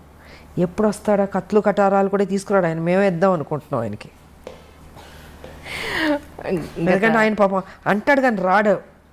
ఆయన సంగతి నాకు బాగా తెలుసు కదా. సో వస్తారా రాలా, లేకపోతే ఆయనే గుంజుకొచ్చి వార్ ఫీల్డ్లో పెట్టి కత్తులు కటారాలు నేనే కొని ఇచ్చి చేస్తా అన్నారు కదా మా బీజేపీతో, రండి రెడీ అని చెప్దాం అనుకుంటున్నాను. పేపర్ కానీ, ఎలక్ట్రానిక్ మీడియా కానీ, ప్రింట్ మీడియా కానీ మీరు ఈ మధ్యకాలంలో ఒక నెల రోజులుగా చూస్తూ ఉంటారు. మా ఎలక్షన్స్కి సంబంధించి చాలా హంగామా నడుస్తుంది. సో మీరు ఇంతకాలం మాలో మెంబర్షిప్ తీసుకోకపోవడానికి కారణం తెలుసుకోవచ్చు? తీసుకోకపోవడం కాదు, అంటే ఒక స్టేజ్లో ఒక ఇష్యూ మీద నాకు నచ్చలే, డిఫరెన్సెస్ వచ్చింది. ఎదుటి వాళ్ళు ఆ రోజు అధ్యక్షులు పోటీ చేయబోతున్న వాళ్ళు మాట్లాడిన పద్ధతితో నాకు ఎందుకో నచ్చలే. సో ఆ ఇష్యూ మీద డిఫరెన్సెస్ వచ్చి నాకు అక్కర్లేదని ఆ రోజు నుంచి నేను తీసుకోలేదు. నేను తీసుకోపోయినా చేశాను నేను సినిమాలు. దాసనారాయణరావు గారి తర్వాత ఫిల్మ్ ఇండస్ట్రీకి మళ్ళీ అంత సమర్థత గల వ్యక్తి ఎవరు లేరు అని చెప్పని అనుకుంటున్న తరుణంలో డెఫినెట్గా దాసరి గారు ఆయనది ఎవరు, ఆయన ఓపిక, ఆయన కొట్లాడడం, అందరినీ దగ్గర తీసుకుంటాడు ఆయన అంకుల్. ఆ లక్షణాలు మీలో ఉన్నాయేమో అని నేను అనుకుంటున్నాను. ఎందుకంటే నేను లాస్ట్ టైం మీ పుట్టినరోజు అప్పుడు కూడా నేను చూశాను ఎంతమంది మీకోసం అమ్మాయిలు అబ్బాయిలు చిన్నపిల్లలు వయోభేదం లేకుండా పార్టీలతో సంబంధం లేకుండా ఎంతోమంది వాళ్ళ కష్టాలు మీతో చెప్పుకోవడానికి మిమ్మల్ని ఒకసారి కలిసి కాస్త స్వాతంత్రం పొందడానికి ఎంతోమంది వచ్చారు, నేను చూశాను. సో మీరు కూడా ఒక మెంబర్ అయి ఉంటే ఏమో మీరు చేయగలిగేంత మీ వంతు మీరు చేస్తుండేవాళ్ళు. నాకు ఆల్రెడీ ఈ బాధ్యత పెద్దది ఉంది కదమ్మా. ఆల్రెడీ నాకు తెలంగాణలో మా బీజేపీ కొట్లాడుతుంది అంటే ఆ టీఆర్ఎస్ కరప్టెడ్ పార్టీని దించాలి, దించాలి. సో మాకు అది సరిపోద్దా? అది ఎందుకు ఉన్నారు కదా, పెద్దలు ఉన్నారు మాలో. వాళ్ళు ఐ థింక్ ఎలక్షన్స్ అయిపోయినాయి కాబట్టి ఉంటారు. ఎవరో ఒకళ్ళు డిసైడ్ చేసుకుని ఉంటే బెటర్. ఉండాలి, ఒక పెద్ద దిక్కు అన్నది ఉండాలి. క్రమశిక్షణ ఉండాలి. ఫస్ట్ క్రమశిక్షణ పోయింది. ఆ క్రమశిక్షణ ఎందుకు పోయిందో నాకైతే అర్థం కావట్లేదు. బాగోదు, చూడడానికి కూడా బాగోదు కదా. సో అది ఎవరన్నా ఒకళ్ళు దాంట్లోనే అందరూ కూర్చుని డిసైడ్ చేసి ఒకళ్ళకి ఆ బాధ్యత ఇస్తే బెటర్ అన్నది నా అభిప్రాయం. ఇక్కడ కూడా లోకల్ నాన్ లోకల్ అనేది కొంత టాక్ వినపడుతుంది. దీని మీద మీ అభిప్రాయం ఏంటి మ్యామ్? ఒకటమ్మా, ఇప్పుడు మన తెలుగు వాళ్ళం కాబట్టి తెలుగు వాళ్ళు ఎక్కువ మంది రావాలని కోరుకోవడంలో తప్పులేదు. ఇది ఎప్పటి నుంచో చాలామంది అంటే ఇంకొకళ్ళు బయట నుంచి వచ్చేవారన్న వాళ్ళని అవమానించడం కాదు. ఏ ఒక్క రాష్ట్రం నుంచైనా వచ్చేవాళ్ళు వస్తుంటారు, చేసేవాళ్ళు పని చేస్తుంటారు. కానీ చాలా కాలం నుంచి తెలుగు ఆర్టిస్టులు అన్నది ఎక్కువ రావట్లేదు. హీరోయిన్స్ కూడా ఎక్కువ మంది లేరు. ఇప్పుడు మా టైంలో మేము ఉండేవాళ్ళం, బట్ బయట హీరోయిన్స్ కూడా వచ్చేవారు. బట్ ఎందుకో తెలీదు అది రావట్లే. సో మన తెలుగు వాళ్ళు ఎక్కువ మంది ఆర్టిస్టులు, హీరోయిన్లు కావచ్చు, హీరోలు కావచ్చు, మిగతా క్యారెక్టర్ ఆర్టిస్టులు కావచ్చు, తెలుగు సినిమాకి సంబంధించిన తెలుగు వాళ్ళు ఎక్కువ ఉంటే బాగుంటుంది అన్నది ఇది ఎప్పటి నుంచో జరుగుతుంది ఇది. బట్ ఏదైనా మనం పక్క రాష్ట్రాల నుంచి వచ్చిన వాళ్ళని మనం అవమానించడం కూడా తప్పది. మనం తెలుగు వాళ్ళం, మనం గౌరవించేవాళ్ళం, ఆప్యాయతగా దగ్గర తీసుకునేవాళ్ళం, మర్యాద ఇచ్చేవాళ్ళం. సో కుటుంబంలా చూసేవాళ్ళం మనం. కాబట్టి మనం ఇంకొకళ్ళని విమర్శన చేయడం కూడా తప్పు. ఇప్పుడు మనం ఉన్నాం, మేము వేరే లాంగ్వేజ్కి వెళ్ళి పని చేయట్లేదు, అప్పుడు వాళ్ళు కూడా అనుకోవచ్చు కదా మన గురించి. సో ఆలోచన కరెక్ట్ కాదు. అది ఎవరి టాలెంట్ వాళ్ళది.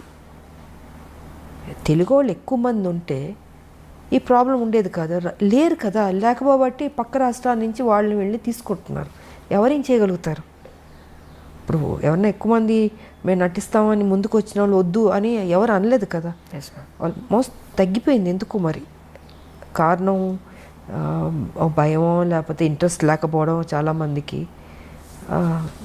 ఏమైనా కారణం కావచ్చు. బట్ మనం ఎవరిని ఇంకొకరిని హర్ట్ చేయొద్దు. మనం ఇట్స్ ఫిల్మ్ ఫీల్డ్ కాబట్టి ఏ ఆర్టిస్ట్లను ఎక్కడన్నా ఏ లాంగ్వేజ్లోగానే వెళ్ళి పని చేసుకోవచ్చు.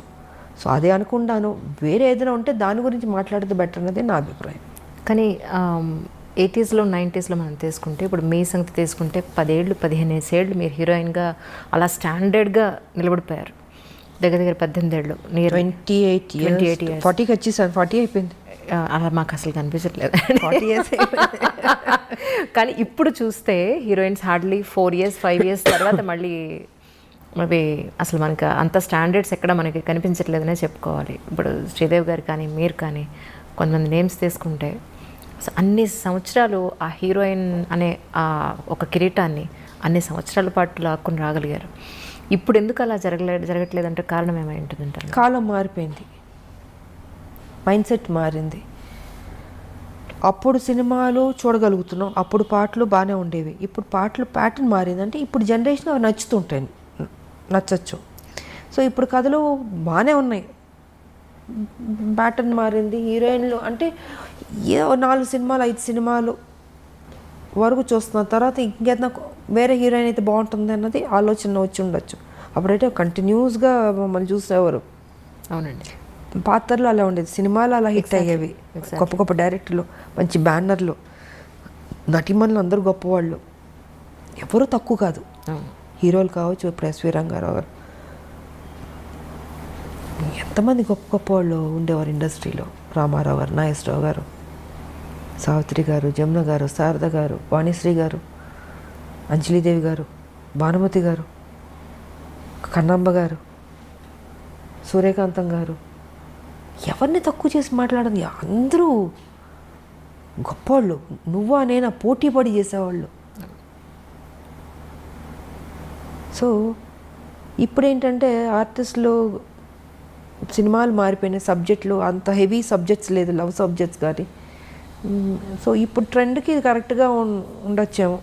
అండ్ వాళ్ళకి ఓకే ఈ హీరోయిన్ చాలు నెక్స్ట్ అన్న ఫీలింగ్లో ఉన్నారు పబ్లిక్ కూడా. కొంతమంది పర్లే ఒక 6-7 ఇయర్స్ వరకు లాగుతున్నట్టున్న 10 వరకు కూడా లాగినట్టు ఉన్నారేమో అనిపిస్తుంది ఇప్పుడు కొంతమంది. మరి మేబీ ఫ్యూచర్లో ఇంకా తగ్గిపోవచ్చు, ఇంకా ప్యాటర్న్ మారొచ్చేమో. So we don't know. Sarileru Neekevvaru సినిమాకి దగ్గర దగ్గర మీకు 13 ఏళ్ల తర్వాత మీరు ఆ సినిమా ఒప్పుకున్నారు.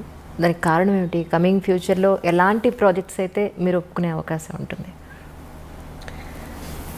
ఆఫ్టర్ 13 ఇయర్స్ సరే అనిల్ రావుపూడి గారు, మహేష్ బాబు, ఆయన ఒక మంచి కాంబినేషన్, మంచి క్యారెక్టర్, డిగ్నిఫైడ్గా ఉంది, వచ్చింది.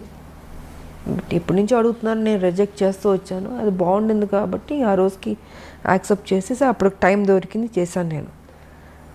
అండ్ పెద్ద సక్సెస్ అయింది. ఫ్యూచర్లో అంటారా, నాకు ఒకే ఒకటి ఉంది, ఏదో రొటీన్ సినిమాలు కాకుండా ఒక యాక్షన్ సినిమా చేద్దామని ఉంది నాకు. Such a great opportunity for the producers and all. ఒక్క యాక్షన్ సినిమా మళ్ళీ దన్ ఆడిచ్చేద్దాం అన్న ఫీలింగ్ ఉంది. బట్ కథ, పాత్ర ఇవే కొత్తగా ఉండాలి. సో సంథింగ్ అలాంటిది ఏదైనా వస్తే మేబీ ఐ విల్ డూ. ఒకే ఒక యాక్షన్ ఫిలిం, ఓకే, పాత విజయశాంతి యాక్షన్ ఫిలిం లాగా ఒక్క సినిమా అలాంటిది ఉంటే. రొటీన్ అయితే వేస్ట్. నా పెద్ద చేయనని చెప్పేసాను నేను. సరే మళ్ళీ అందరూ చేయండి అంటే చేస్తే యాక్షన్ సినిమా ఒకటి చేద్దాం అన్నది ఒకటి ఆలోచన ఉంది. కథ రావాలి, కథ దొరకాలి, అలా దొరికిందంటే చేస్తాను. ఒకటి ఇంకొకటి. అది కూడా టైం దొరుకుతుందని నాకు తెలియదు ఉంది. బట్ ఇప్పుడున్న ఈ బిజీ షెడ్యూల్స్, రాజకీయం, ఈ బై ఎలక్షన్స్, మాకు మళ్ళీ ఇంకేం పని అప్పచెప్తారో మా పార్టీ మాకు తెలియదు కదా. సో మరి అలాంటి బిజీ షెడ్యూల్లోనే ఉంటే మరి నేను చెప్పలేను. టైం దొరికితే చేయొచ్చు, అంతే. ఈ సందర్భంగా తెలంగాణ ప్రజలందరికీ కూడా మీరేం చెప్పదలుచుకున్నారు? నేను చెప్పదలుచుకుంది ఎప్పుడు ఒకటే చెప్తాను, ప్రజలకు నేను ఎప్పుడు మంచిగా చెప్తాను. ఈసారి మాత్రం బీజేపీని డెఫినెట్గా మీరు గెలిపించుకోండి, బీజేపీని నమ్ముకోండి. ఈ కష్టాలు చాలు. మనం ప్రజలు ఎలా అయిపోయారంటే వాళ్ళ అమాయకులు కాబట్టి టీఆర్ఎస్ ఓటు వేసేస్తారు నమ్మి. ఓటు వేసిన తర్వాత అయ్యో నాకు ఇది రాలేదు, అది రాలేదు, ఇది చేశారు, అది చేశారు, ఇవన్నీ ఎందుకు? మీ కేసీఆర్ ఆయన పార్టీ ఏం మోసం చేస్తుందో మీకు అందరికీ తెలుసు. సో తెలుసు కాబట్టి ఇంక ఓటు వేయకండి. వేసి బాధపడ్డం ఎందుకు? వేయకుండా తప్పించుకుని బీజేపీని గెలిపించుకుని ఈసారి బీజేపీని అధికారంలో తెచ్చుకోండి. ఇవాళ చూడండి, వర్షం వస్తే మొత్తం ఒక సముద్రంలా ఉంది. హైదరాబాద్ మొత్తం సముద్రంలా ఉంది. బోట్లు వేసుకెళ్ళచ్చు మనం. అదే చెప్తున్నా, రోడ్లు బాగాలే, డ్రైనేజ్ సిస్టమ్ బాగాలేదు, మొత్తం చెరువులు కబ్జా అయిపోయింది. వాటర్ ఎక్కడికి వెళ్తుంది? మీరు వరంగల్ తీసుకున్నా, ఏ జిల్లా తీసుకున్నా ఇదే పరిస్థితి. ఇంతకుముందు నేను ఎప్పుడు చూడలే హైదరాబాద్ ఇలాగా, ఇంత దారుణమైన పరిస్థితి నేను చూడలే. హారబుల్గా ఉంది. అక్కడ నివసిస్తున్న ప్రజలు కూడా భయపడి వణికిపోతున్నారు. వర్షం రాకుండా ఉంటే చాలా దేవుడు అని ఫీల్ అవుతున్నారు. వచ్చిందని మునిగిపోతున్నాయి ఇళ్ళు. మ్యాన్ హోల్స్లో వెళ్ళిపోతున్నాను. నువ్వు మ్యాన్ హోల్స్లో ఎందుకు ఆ సేఫ్టీ తీసుకోవట్లేదు? వర్షాకాలం అని తెలియదా? ఎందుకు తీసుకోవట్లేదు? కేర్లెస్గా ఎందుకు ఉంటున్నారు? చనిపోతున్నారు. బాడీ ఎక్కడికి వెళ్తుంది, ఎప్పుడు దొరుకుతుందో తెలియదు. సో ఇవన్నీ చాలా ఉన్నాయి మాట్లాడాలంటే. అది పెద్ద సబ్జెక్టు. నేను ఒకటే చెప్తాను ప్రజల్ని, తెలంగాణ ప్రజల్ని, దయచేసి ఇంకా ఈ రాక్షస పరిపాలన మాత్రం మర్చిపోండి టీఆర్ఎస్ని. ఇంకా టీఆర్ఎస్, కాంగ్రెస్, ఎంఐఎం వీళ్ళందరూ ఒకటి. ఇంకెవరన్నా వచ్చినా కూడా ఆయన తీసుకుంటాడు. ఈ డ్రామాలో ఒక డ్రామా ఉంటుంది. కాబట్టి ఇప్పుడైనా మేలుకుని తెలంగాణని కాపాడుకోవాల్సిన బాధ్యత ఇంకా ప్రజలదే ఉంది. సో ఏదైనా ఏ పార్టీకి వేద్దాం అనుకుంటే ఇంక బీజేపీ ఉంది. మీరు ఆలోచించుకోండి. బీజేపీకి ఎప్పుడూ ఇవ్వలేదు మీరు అవకాశం. మరి బీజేపీకి ఇంతకుముందు మీరు ఇచ్చి సరిగా పరిపాలన చేయకపోతే మీరు తిట్టచ్చు. ఇంతవరకు రాలేదు, ఇవ్వలేదు. సో ఇప్పుడు మీరు ఇవ్వండి, ఇచ్చి చూడండి, చూసి బెటర్ అవుతుంది అనేది నా అభిప్రాయం. ఇంత వరస్ట్గా మాత్రం ఉండదు. ఇక్కడ ఎవడు అమ్ముడిపోయేవాడు ఉండడు, ప్యాకేజీలు మాట్లాడుకునేవాడు ఎవడు ఉంటాడు బీజేపీలో? ఒక డిసిప్లిన్ ఉండే. ఎందుకంటే నరేంద్ర మోడీ గారు ఉన్నారు, అమిత్ షా గారు ఉన్నారు, నడ్డా గారు ఉన్నారు, మా పార్టీ టీమ్ వర్క్గా ఉంది, అన్నీ బాగుంటుంది అన్నది నా అభిప్రాయం. సో కరెక్ట్ డిసిషన్ తీసుకోండి ఇప్పటికైనా అన్నది నేను చెప్పదలుచుకుంది. ఈరోజు మీకు ఇంత గుర్తింపు వచ్చిన, రాజకీయాల్లో ఇంత మంచి పొజిషన్లో ఉన్న, మీ పర్సనల్ లైఫ్లో ఇంత గొప్ప స్థాయిలో ఉన్న ఒక లేడీ అమితాబ్గా ఎదిగిన, దీని అంతటికీ కారణం ఎవరు? మీకు రుణపడి ఉన్నారు సో వాళ్ళకి నేను ఈ సందర్భంగా కృతజ్ఞతలు తెలుపుకోవాలి అంటే ఎవరికి చెప్తారు? దేవుడు, ప్రజలు, అంతే కదా. ఇందాక మీరు అన్నారు ఇంటర్వ్యూలో, ఇంత మంచి మంచి సినిమాలు పడిందంటే ఎంత గొప్ప విషయం, అసలు రేర్ కదా. మరి ఎవరిచ్చారు అది? దేవుడు.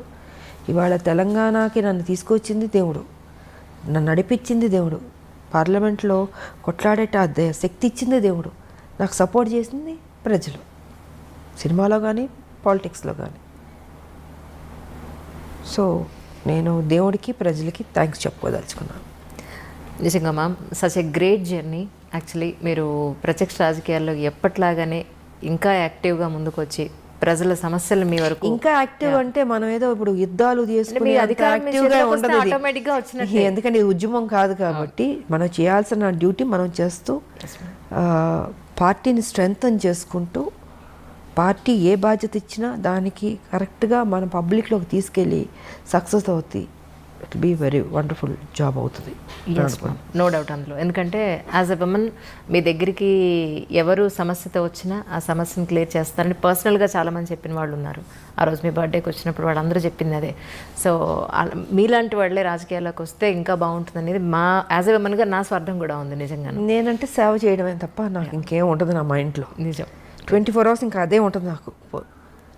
ఎంత తక్కువ టైం, ఒక 2 hours పడుకుని పని చేయమన్నా చేస్తాను నేను, 24 hours పని చేయమన్నా చేస్తాను. ఎస్, నువ్వు అదే అంటారు అందరూ, నువ్వు పని రాక్షసు అంటారు నన్ను. నాకు పని చేయడం ఇష్టం కాబట్టి, నన్ను ఖాళీగా కూర్చోబెట్టి నాకు నచ్చదు. పని ఇవ్వండి, చేస్తూ ఉంటాను. పని ఇవ్వకపోతే వాళ్ళ తప్పు. ఎస్, పని ఇస్తే నా స్థాయి ఎంతవరకు నేను పని చేయాలో అంతవరకు నేను పని చేస్తాను, అంతే. ఎస్, మీరు నా ప్రజలు బాగుంటే ఇంకా అంతకంటే నాకు కావాల్సింది ఏమీ లేదు. నిజం. మీ చేతిలోకి తొందరలో అధికార పార్టీ అనండి తెలంగాణలో మీ చేతికి అధికార పగ్గాలు రావాలని చెప్పి మనస్ఫూర్తిగా యాజ్ ఎ విమెన్గా కోరుకుంటున్నాను. మా బీజేపీకి అధికారం వస్తే డెఫినెట్గా మంచి చేస్తుంది. Thank you ma'am, thank you so much for your great conversation. Thank you ma'am. Thank you. I dream ప్రేక్షకులందరికీ విజయదశమి శుభాకాంక్షలు. Hi, this is Isha Chavla. This is Manara Chopra. Hi, this is Kartikeya. నేను director Teja అని. Press the bell icon for more updates. For more such videos, please subscribe to iDream. For more videos, please subscribe to iDreams. For more videos, please subscribe to iDream. And you're watching iDream Media. Please like, share and subscribe to the channel. And don't forget to subscribe to iDream. Please subscribe iDream Media. Do subscribe to iDream. Subscribe to iDream Media. Do subscribe to iDream Media. Don't forget to subscribe. Click on the button below. Don't forget to subscribe to iDream.